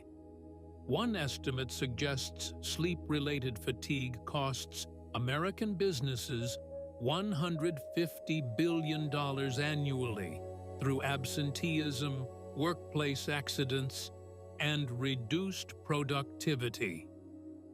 That figure includes direct costs like workers' compensation claims and property damage, but also indirect costs like reduced work quality, missed deadlines, and the general inefficiency that pervades workplaces where employees are operating on inadequate sleep. Productivity effects extend beyond safety incidents. Sleep-deprived workers are simply less productive. They work more slowly. They make more errors that require correction. They struggle with complex tasks that require sustained attention or creative problem-solving. They have more difficulty collaborating effectively with colleagues, as the emotional regulation deficits we discussed earlier make them more irritable and less patient with others. In a particularly sobering finding, sleep-deprived individuals often have poor insight into their own impairment. They think they're performing adequately when objective measures show significant deficits. This metacognitive failure means you can't rely on feeling tired as an accurate gauge of whether sleep loss is affecting your performance.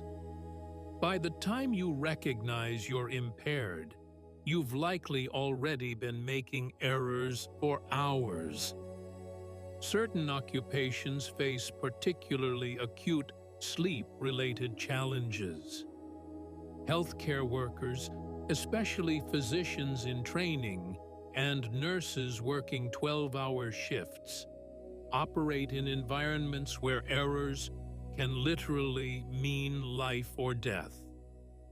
Studies have found that medical residents working extended shifts of 24 to 30 hours make substantially more medical errors than those working shorter shifts.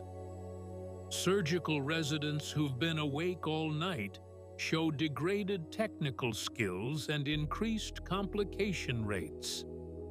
Pilots and air traffic controllers, responsible for the safety of hundreds of passengers, operate under strict duty time limitations precisely because of sleep and fatigue concerns. Yet, even with regulations in place, fatigue remains a significant concern in aviation. Early morning flights are particularly problematic, as they require pilots to wake far earlier than their circadian clocks naturally promote.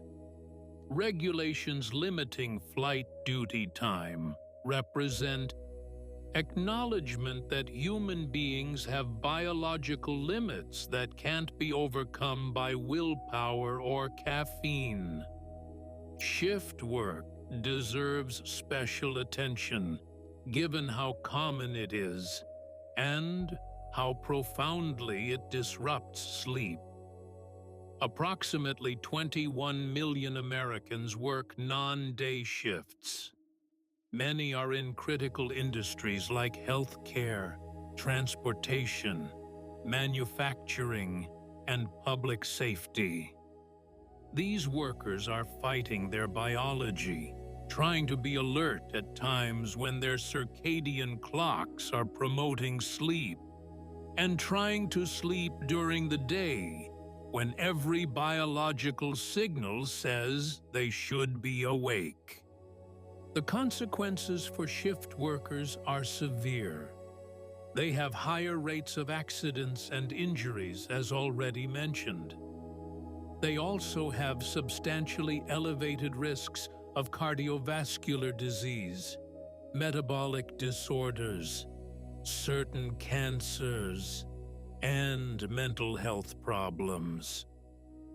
Much of this stems from chronic sleep disruption and circadian misalignment. Shift workers, on average, sleep 1 to 2 hours less per day than day workers, and the sleep they do get is typically of poorer quality. What can be done about workplace sleep and fatigue issues? Regulatory approaches have shown some success. Limits on work hours for commercial truck drivers and pilots have reduced fatigue-related accidents in those industries. Similar regulations for medical residents, implemented after high-profile cases of patient harm related to resident fatigue, have improved both resident well-being and patient safety. Workplace policies can make a difference, allowing adequate time between shifts for sleep and recovery, avoiding mandatory overtime that prevents employees from getting adequate rest, implementing fatigue risk management systems that monitor and address sleep-related safety concerns, educating both workers and management about the importance of sleep and the dangers of fatigue, creating workplace cultures where admitting fatigue is seen as responsible rather than weak. Individual strategies matter too. Prioritizing sleep even when work demands are high. Recognizing that working longer hours while sleep-deprived often produces less quality work than working fewer hours well-rested. Understanding your own sleep needs and chronotype, whether you're naturally more alert in the morning or evening, and trying to align work schedules accordingly when possible. Using strategic napping for shift workers or others with unusual schedules, though naps are no substitute for regular nighttime sleep. The fundamental issue is that modern work culture often treats sleep as optional or negotiable. There's status associated with bragging about how little sleep you got, as if it demonstrates dedication or toughness.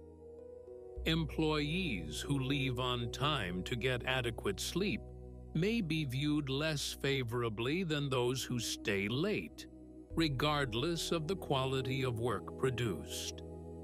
This cultural attitude is not just wrong, it's dangerous, leading directly to accidents, injuries, reduced productivity, and enormous economic and human costs.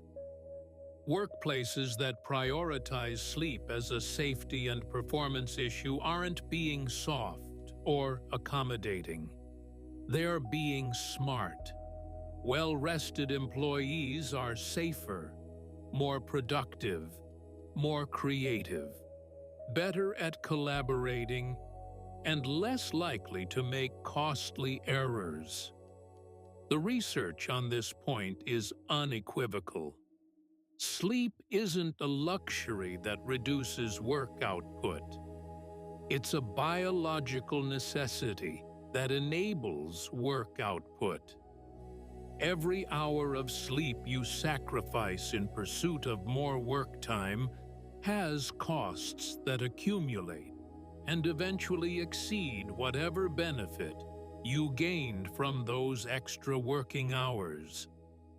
The workplace of the future needs to be built on an understanding of human biology, not on the outdated belief that we can function optimally on minimal sleep. That future workplace values the well-rested employee, structures schedules to allow adequate sleep, monitors for fatigue as a safety hazard, and creates a culture where getting sufficient sleep is seen as professional and responsible. Until we reach that future, the accidents will continue, the productivity losses will mount, and workers will pay the price in injuries, illness, and diminished quality of life, all for lack of something as simple and fundamental as adequate sleep. Sleep across the lifespan. The relationship between humans and sleep changes dramatically across the lifespan. From the fragmented but abundant sleep of newborns to the lighter, more disrupted sleep of the elderly, each life stage brings unique sleep patterns, needs, and challenges. Understanding these developmental changes helps explain why sleep recommendations vary by age and why disruptions at certain life stages may be particularly consequential. Newborns sleep the most of any age group, averaging 16 to 18 hours per day, though this sleep is distributed in short bursts rather than consolidated periods. Unlike older children and adults, newborns enter sleep through REM rather than NREM, and REM comprises roughly 50% of their sleep time, compared to 20 to 25% in adults. This extraordinarily high proportion of REM sleep is thought to support the explosive brain development occurring during infancy. The sleep architecture of newborns is fundamentally different. They have shorter sleep cycles, approximately 50 minutes, compared to 90 to 120 minutes in adults. Their sleep states aren't fully differentiated into the distinct stages seen in older individuals. Instead, newborns show quiet sleep, similar to NREM, active sleep, similar to REM, and indeterminate sleep that doesn't clearly fit either category. This immature sleep architecture gradually matures over the first months of life. By 3 to 4 months of age, circadian rhythms begin to solidify. Melatonin secretion starts to follow a day-night pattern. Sleep onset begins to occur through NREM rather than REM. Nighttime sleep becomes more consolidated, while daytime sleep consolidates into fewer, more predictable naps. By 6 months, many infants can sleep for 6-hour continuous periods at night. Though significant individual variation exists, and some infants continue frequent night waking well into toddlerhood. Infants 4 months to 1 year old should sleep 12 to 16 hours per 24-hour period, including naps. This high sleep need supports the rapid physical and cognitive development characteristic of this period. Studies have found that infants who sleep less than recommended amounts show poorer cognitive and motor development, emphasizing that adequate sleep during infancy isn't just about keeping babies content. It's essential for healthy brain development. Toddlers, ages 1 to 2 years, need 11 to 14 hours of sleep, including naps. This is when most children consolidate their sleep into one nighttime period, plus 1 or 2 daytime naps. The transition from 2 naps to 1 nap often occurs during this period, and bedtime resistance can emerge as toddlers develop stronger wills and preferences about when they want to sleep. Nevertheless, maintaining adequate sleep remains crucial for the continued rapid development of this age. Preschool children, ages 3 to 5, should get 10 to 13 hours of sleep per 24 hours. Many children in this age range still benefit from afternoon naps, though napping becomes less universal as children approach school age. Sleep problems are relatively common, including difficulty falling asleep, night waking, and nightmares. Consistent bedtime routines and regular sleep schedules help support healthy sleep in this age group. School-age children, 6 to 12 years old, need 9 to 12 hours of sleep per night.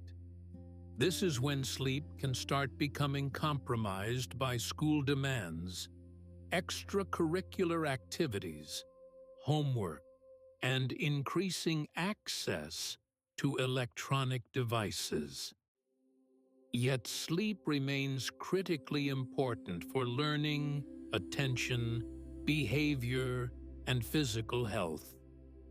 Children who don't get enough sleep show poorer academic performance, more behavioral problems, higher injury rates, and increased risk of obesity and other health problems. The relationship between sleep and school performance is particularly well documented in this age group. Children who consistently get adequate sleep perform better on cognitive tests, achieve higher grades, have better attendance, and show fewer behavioral problems than their sleep-deprived peers. The effect size is substantial enough that some researchers argue improving children's sleep could be one of the most effective educational interventions available. Adolescence brings perhaps the most dramatic changes in sleep patterns. Teenagers, 13 to 18 years old, need 8 to 10 hours of sleep per night, but most get far less. Multiple biological and social factors conspire against adequate sleep during this life stage. Pubertal development shifts the circadian timing system, making teenagers naturally later chronotypes. They become sleepy later in the evening and want to sleep later in the morning. This isn't laziness or poor discipline, it's biology. Simultaneously, school start times in most American high schools require teenagers to wake very early, often before 6 a.m. to catch buses. This creates a mismatch between biological sleep drive and social schedules. Teenagers are being forced to wake and attend school when their brains are still in a sleep state. The consequences are severe. The vast majority of high school students, approximately 77%, report insufficient sleep. They are chronically sleep-deprived during a critical period of brain development. The effects show up in multiple ways. Academic performance suffers, with sleep-deprived teens showing poorer grades, lower test scores, and more difficulty concentrating in class. Mental health problems, including depression and anxiety, are elevated among sleep-deprived adolescents. Risk-taking behaviors and substance use are more common. Motor vehicle crashes, the leading cause of death among teenagers, are dramatically increased in sleep-deprived teen drivers. Some school districts have recognized this problem and delayed high school start times. The results have been remarkable. Students get more sleep, attendance improves, grades improve, depression rates decline, and car crash rates drop.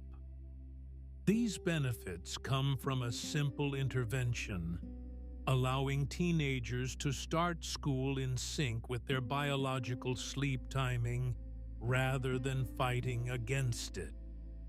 Yet most school districts maintain early start times, prioritizing bus schedules and sports practice times over student health and learning. Young adults, 18 to 25 years old, need 7 to 9 hours of sleep, similar to older adults. But again, many don't get it. College life, early career demands, social activities, and often poor sleep habits combine to create widespread sleep deprivation in this age group. This is unfortunate because young adulthood is still a period of significant brain development, particularly in the prefrontal cortex, responsible for executive functions, and adequate sleep supports optimal development. Adults 26 to 64 years old should sleep 7 to 9 hours per night.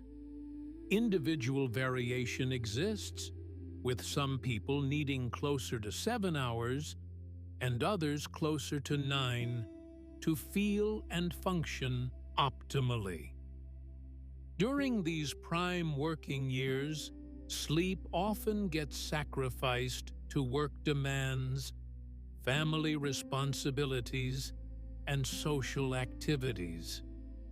Yet the health consequences of insufficient sleep accumulate steadily during this period, contributing to the development of chronic diseases that manifest more obviously in later decades.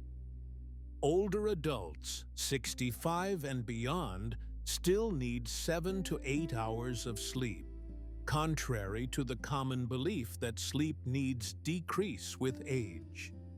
What changes is sleep architecture and quality. Older adults spend more time in lighter sleep stages and less in deep, slow-wave sleep. They wake more frequently during the night and may have more difficulty falling back asleep. Sleep efficiency, the percentage of time in bed actually spent asleep, often declines. Multiple factors contribute to these age-related sleep changes. Weakening of the circadian clock makes sleep-wake timing less robust. Medical conditions become more common, and many cause pain or other symptoms that disrupt sleep. Medications, which older adults take more of, can affect sleep. Sleep disorders, particularly sleep apnea and restless legs syndrome, become more prevalent. Social factors like retirement can disrupt previously established sleep schedules. Despite these challenges, maintaining good sleep in older age remains important for health. Poor sleep in older adults is associated with cognitive decline, including increased risk of dementia. It affects balance and increases fall risk. It exacerbates chronic pain conditions. It contributes to depression and other mood disorders. Efforts to maintain healthy sleep through good sleep hygiene, treatment of sleep disorders, and appropriate management of medical conditions can substantially improve quality of life and health outcomes in older adults. Understanding these lifespan changes in sleep helps appreciate that sleep isn't static. Needs and patterns evolve from infancy through old age, and what constitutes healthy sleep at one life stage differs from another. The commonality across all ages is that sleep remains essential, that individual needs should be respected, and that chronic sleep deprivation at any age exacts significant costs in health, functioning, and quality of life.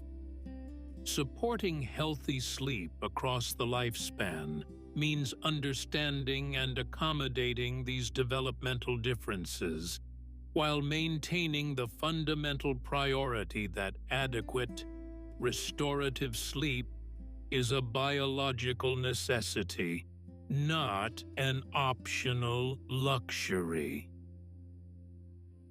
The hidden costs, quality of life. Beyond the medical conditions and safety hazards we've discussed, sleep deprivation extracts a more subtle but equally important toll on quality of life. The cumulative effect of insufficient sleep touches relationships, athletic performance, pain perception, creativity, and overall sense of well-being in ways that may not be immediately obvious, but profoundly affect how life feels day to day. Relationships suffer when one or both partners are sleep-deprived. Irritability and emotional reactivity, which increase substantially with inadequate sleep, make conflicts more likely and harder to resolve. The patience needed to listen to a partner's concerns, the empathy required to understand their perspective, the emotional regulation necessary to disagree without escalating into fights. All of these relationship skills are impaired by sleep loss. Studies examining couples have found that when partners don't sleep well, they report more relationship conflict the following day. They're less satisfied with their relationships. They're worse at resolving disagreements constructively. The effects are bidirectional. Relationship stress can disrupt sleep, and poor sleep amplifies relationship problems, creating potential downward spirals where relationship quality and sleep quality mutually undermine each other. Sexual function and satisfaction are affected by sleep as well. Men who chronically sleep too little have reduced testosterone levels, which can affect libido and sexual function. For both men and women, the fatigue, reduced energy, and mood disturbances associated with sleep deprivation decrease sexual desire and satisfaction. The hormonal and vascular changes associated with chronic sleep loss can contribute to erectile dysfunction in men and arousal difficulties in women. What should be a source of pleasure and intimacy becomes one more thing that feels effortful when you're exhausted. Parenting is dramatically more challenging when sleep-deprived, and new parents often face severe sleep disruption for months or even years. The patience needed to respond calmly to a crying infant or a tantruming toddler is depleted by sleep loss. The cognitive bandwidth required to track multiple children's schedules, needs, and activities is diminished. The emotional resources necessary to provide warmth and support are exhausted.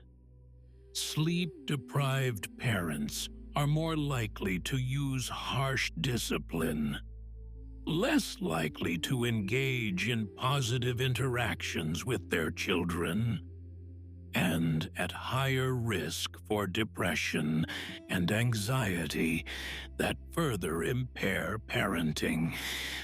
Athletic performance provides a clear window into how sleep affects physical function. Studies with athletes have consistently shown that extending sleep improves performance across virtually every measure. Basketball players who extended sleep to 10 hours per night showed faster sprint times, better shooting accuracy, and reported better mood and less fatigue. Swimmers who extended sleep swam faster with better turn times and kick stroke counts. The effects aren't limited to elite athletes. Recreational exercisers show better endurance, strength, and recovery with adequate sleep. The mechanisms involve multiple systems. Growth hormone released during deep sleep supports muscle recovery and development. Sleep affects motor learning, allowing the brain to consolidate and refine movement patterns practiced during waking hours. Sleep regulates pain perception and inflammation, both relevant to post-exercise recovery. Energy metabolism is optimized with adequate sleep, providing fuel for athletic performance. Reaction time and decision-making, crucial for many sports, improve dramatically with good sleep. Conversely, sleep deprivation degrades athletic performance. Reaction time slows, endurance decreases, strength declines, injury risk increases, both because coordination is impaired and because the body is less able to recover from the micro-trauma that exercise creates. For anyone who exercises, whether competitively or for health and fitness, sleep should be considered as important as training itself. Pain perception is profoundly influenced by sleep. People who don't sleep well have lower pain thresholds, meaning they experience pain from stimuli that wouldn't be painful when well rested. They also show heightened sensitivity to pain, experiencing greater intensity from painful stimuli. This has obvious relevance for people with chronic pain conditions like fibromyalgia, arthritis, or back pain. Poor sleep makes the pain worse, and worse pain disrupts sleep, creating vicious cycles. Clinical studies have shown that treating sleep problems in patients with chronic pain often reduces pain severity and improves function, sometimes as much as pain medications. The mechanisms involve both central nervous system processing of pain signals, which is altered by sleep deprivation, and peripheral factors like inflammation and tissue repair, which are both affected by sleep quality. Creativity and insight, those moments when solutions to problems suddenly become clear or new ideas emerge, appear to be supported by sleep in fascinating ways. REM sleep, with its associative processing and reduced logical constraints, seems particularly important for creative thinking. The brain during REM may make connections between disparate pieces of information that might not be linked during waking thought, potentially enabling the kind of lateral thinking that characterizes creative breakthroughs. Historical accounts of scientific discoveries and artistic creations sometimes involve dreams or moments just upon waking, when the mind is in a state between sleep and full wakefulness. While not all creativity requires sleep, the evidence clearly shows that well-rested individuals perform better on creative tasks, generate more novel ideas, and are better at recognizing when they've found a good solution to a problem. The overall sense of well-being, that hard-to-define but deeply felt quality of life, deteriorates with chronic sleep deprivation. Energy levels are lower. Motivation decreases. The small pleasures that make life enjoyable, a good meal, a conversation with a friend, a beautiful sunset, feel less rewarding when you're exhausted. The capacity to engage fully with experiences is diminished. Life feels grayer, flatter, more effortful. This isn't depression, though chronic sleep loss increases depression risk. It's a more subtle erosion of life quality, where everything just feels harder and less rewarding than it should. The technical term is anhedonia, reduced capacity to experience pleasure, and it's a common feature of chronic sleep deprivation, even in otherwise healthy individuals. Social functioning suffers across multiple domains.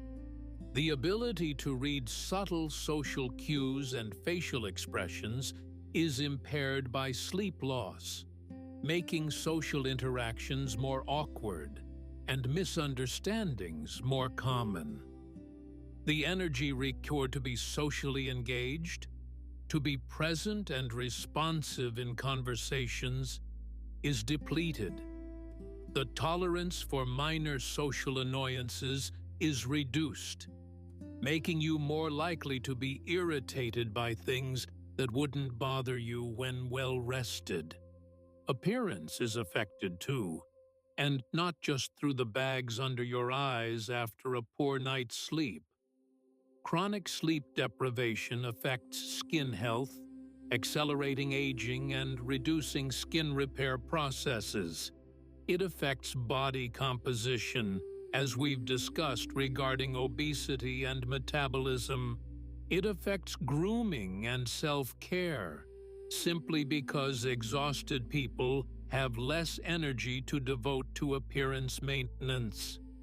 While appearance shouldn't be the primary motivator for good sleep, it's another area where quality of life is quietly degraded.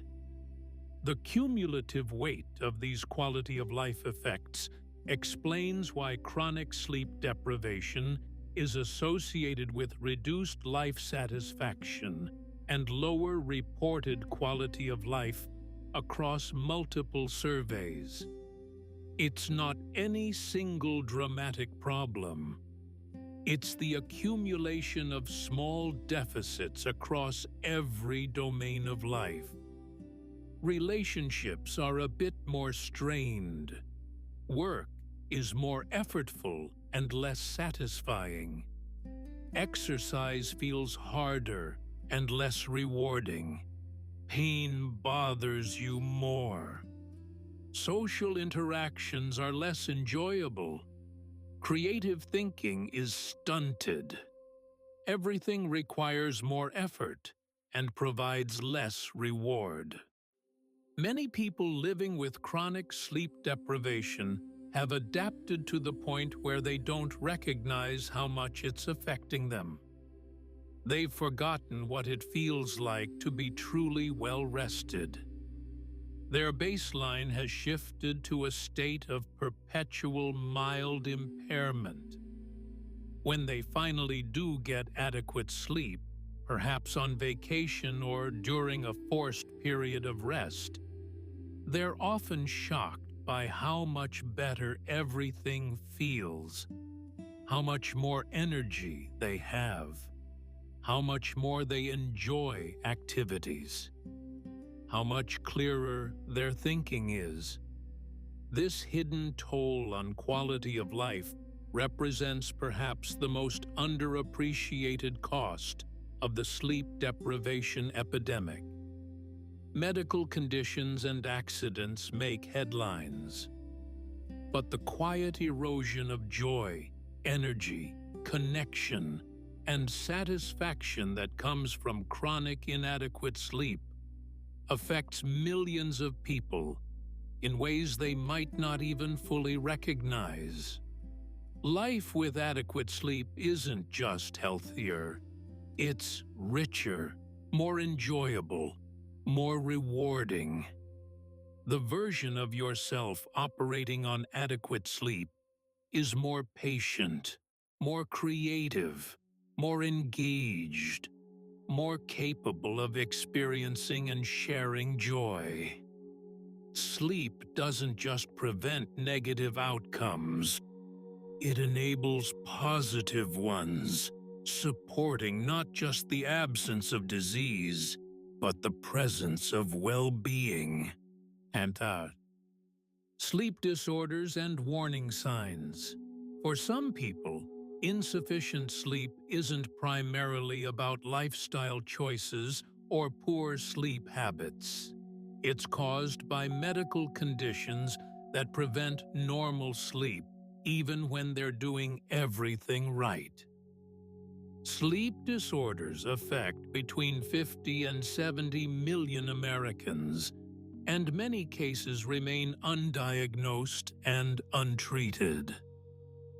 Understanding the major sleep disorders, their warning signs, and when to seek help is crucial for anyone struggling with persistent sleep problems. Insomnia is the most common sleep disorder, characterized by difficulty falling asleep, staying asleep, or waking too early despite adequate opportunity for sleep. Acute insomnia, lasting days to weeks, is often triggered by stress, travel, or temporary life disruptions, and typically resolves on its own or with brief treatment. Chronic insomnia, persisting for 3 months or longer, requires more sustained intervention. The consequences of chronic insomnia extend far beyond nighttime frustration. As we've discussed, insomnia dramatically increases risk for depression, anxiety, cardiovascular disease, and other health problems. What many people don't realize is that insomnia is often both a symptom and a cause of other conditions, creating perpetuating cycles that can be hard to break without proper treatment. Fortunately, effective treatments exist. Cognitive behavioral therapy for insomnia, CBTI, is considered the first-line treatment and has success rates comparable to or better than sleep medications without the side effects or dependency risks.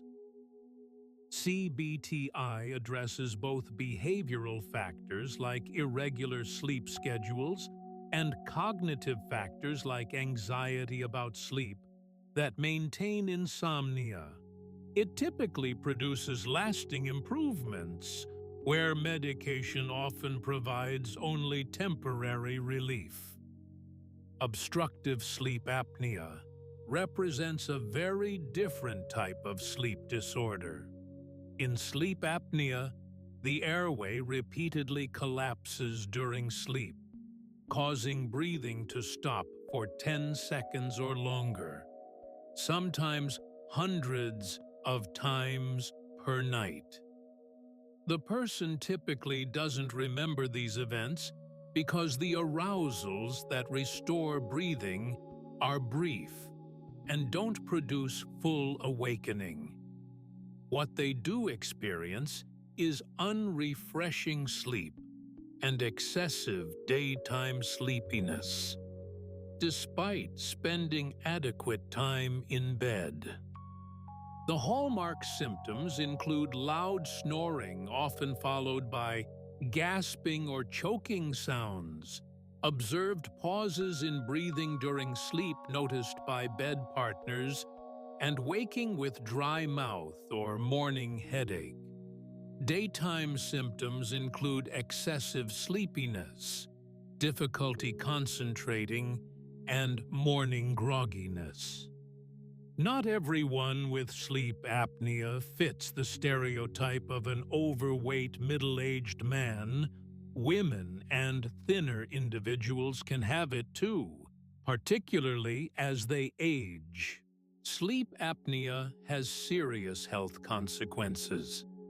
The repeated drops in blood oxygen stress the cardiovascular system, contributing to high blood pressure, heart disease, and stroke. The fragmented sleep prevents restorative sleep from occurring. Untreated sleep apnea is associated with increased risk of motor vehicle crashes, workplace accidents, and numerous health conditions. Fortunately, effective treatments exist. Most commonly, continuous positive airway pressure, CPAP therapy, which keeps the airway open during sleep. Restless leg syndrome creates an overwhelming urge to move the legs, typically accompanied by uncomfortable sensations described as creeping, crawling, pulling, or aching. Symptoms are worse at rest and in the evening, making it difficult to fall asleep. Moving the legs provides temporary relief. While the condition can occur at any age, it becomes more common with increasing age and affects women more than men. The impact on sleep can be severe. People with restless leg syndrome often lie awake for hours, unable to get comfortable enough to fall asleep. When they do sleep, leg movements may continue, disrupting sleep architecture and causing frequent brief arousals. Daytime fatigue is common. Treatment approaches include lifestyle modifications, addressing underlying conditions like iron deficiency that can contribute to symptoms, and medications when necessary. Narcolepsy is a neurological disorder affecting the brain's ability to regulate sleep-wake cycles. The hallmark symptom is excessive daytime sleepiness with sudden, irresistible urges to sleep that can occur at inappropriate times. Some people with narcolepsy also experience cataplexy, sudden loss of muscle tone triggered by emotions, or other symptoms like sleep paralysis and vivid hallucinations when falling asleep or waking. Narcolepsy typically begins in adolescence or young adulthood and is caused by loss of neurons that produce hypocretin, a neurotransmitter that promotes wakefulness. While there's no cure, medications can manage symptoms effectively, and lifestyle modifications like scheduled naps can help maintain alertness and function. Circadian rhythm disorders involve misalignment between an individual's internal biological clock and the external environment or social schedule. Delayed sleep-wake phase disorder, common in adolescents and young adults, involves a sleep schedule shifted several hours later than conventional times. Advanced sleep-wake phase disorder involves a schedule shifted earlier, with sleepiness in early evening and early morning awakening. Shift work disorder affects people working non-traditional hours whose sleep schedules don't align with their circadian rhythms. Jet lag disorder occurs when rapid travel across time zones creates temporary circadian misalignment. These disorders can significantly impact functioning and health. Treatment approaches include strategic light exposure, melatonin supplementation, and, when possible, adjustments to sleep schedules. Parasomnias are unusual behaviors that occur during sleep. Sleepwalking and sleep talking typically occur during deep NREM sleep and are more common in children, though they can persist into or develop in adulthood. REM sleep behavior disorder involves acting out dreams due to lack of the normal muscle paralysis during REM sleep, and is more concerning because it can lead to injuries and may predict later development of neurodegenerative diseases.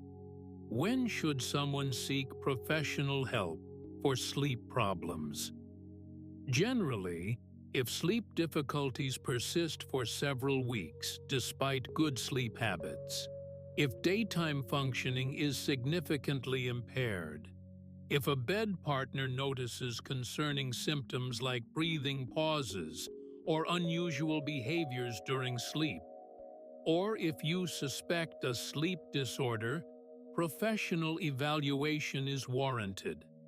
The evaluation typically starts with a primary care provider who can assess for common causes and refer to a sleep specialist if needed.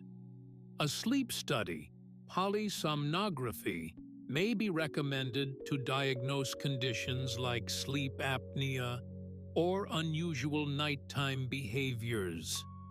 The study monitors brain waves, breathing, heart rate, oxygen levels, and movements during sleep, providing detailed information about sleep architecture and any disruptions.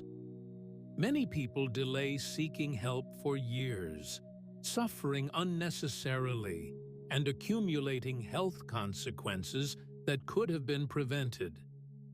The barriers are often practical: not knowing where to go, concerns about cost, thinking nothing can be done, or simply accepting poor sleep as normal. Yet sleep disorders are highly treatable, and addressing them can dramatically improve both sleep quality and overall health and functioning.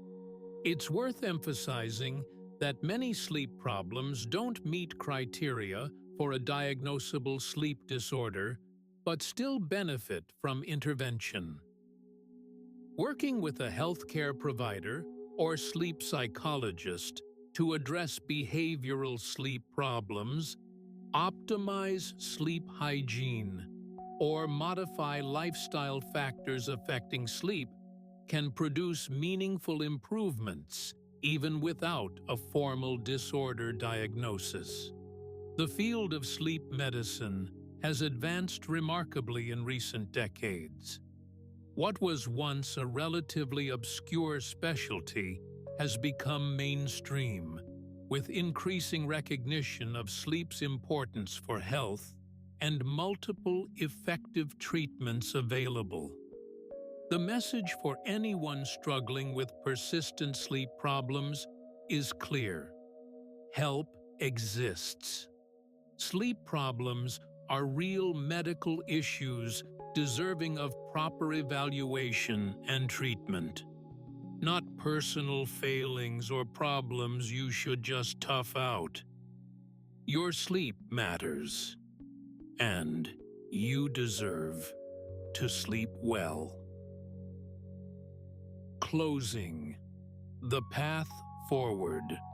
We've journeyed through the science of sleep, from the architecture of sleep stages to the immune system boosting that happens during the night, from the hormonal symphony that regulates metabolism to the workplace accidents that stem from fatigue, from the mental health connections that make depression and anxiety worse, to the quality of life erosion that makes everything feel harder and less rewarding. 100 facts about sleep health and sleep deprivation, each representing pieces of a larger puzzle that, when assembled, reveals a fundamental truth. Sleep is not optional. It's not a luxury for the weak or unmotivated. It's not time wasted that could be better spent being productive. Sleep is a biological necessity as essential as food and water, a time when your brain and body perform critical maintenance and optimization that cannot happen during waking hours. The human body sleeps roughly 1/3 of each day. This wasn't an accident or an inefficiency that modern humans can overcome through willpower or caffeine. It's a fundamental feature of our biology, woven into every system from the cellular level up to complex cognitive functions. When we chronically shortchange sleep, we're not winning extra productive hours. We're creating a sleep debt that compounds interest through health problems, cognitive deficits, emotional dysregulation, and all the hidden costs we've explored. The good news, and there is good news here, is that sleep is largely under our control. Unlike many health factors that depend on genetics or circumstances beyond our influence, most people can significantly improve their sleep through relatively straightforward changes. Prioritizing sleep, maintaining consistent sleep schedules, creating sleep-friendly bedroom environments, limiting evening screen time and caffeine, managing stress, treating underlying sleep disorders when present. These actions are accessible to most people and profoundly effective. The challenge is cultural and attitudinal more than practical. We live in a society that glorifies the hustle, that treats sleep as something to be minimized rather than protected. Changing this requires shifting both individual attitudes and broader cultural norms. It means recognizing that the executive who brags about sleeping 4 hours a night isn't demonstrating dedication. They're demonstrating poor judgment that's likely impairing their performance. It means valuing the well-rested employee over the one who works until midnight. It means understanding that students who sleep well learn better than those who pull all-nighters. For individuals, the path forward starts with education and honest self-assessment. How much sleep are you actually getting? Is it adequate for your needs? If not, what's preventing adequate sleep, and what can you do about it? The answers will vary for each person, but asking the questions is the first step toward improvement. The 7 to 9 hour recommendation for adults isn't arbitrary. It's based on extensive research showing that this amount minimizes health risks and optimizes functioning for most people. Some individuals need closer to 7 hours, some closer to 9, but very few genuinely thrive on less than 7. If you're consistently sleeping less than this, you're likely experiencing consequences even if you've adapted to the point where you don't notice them as acutely. For parents, protecting children's sleep is one of the most important things you can do for their health and development. Setting and enforcing consistent bedtimes, limiting screen time in the evening, creating calming bedtime routines, advocating for reasonable school start times. These actions support the sleep that developing brains and bodies desperately need. For workers and employers, recognizing sleep as a safety and performance issue could prevent accidents, improve productivity, and reduce healthcare costs. Scheduling practices that allow adequate sleep between shifts. Reasonable limits on overtime. Fatigue monitoring in safety-critical positions. Education about sleep health. These represent investments in human capital that pay dividends.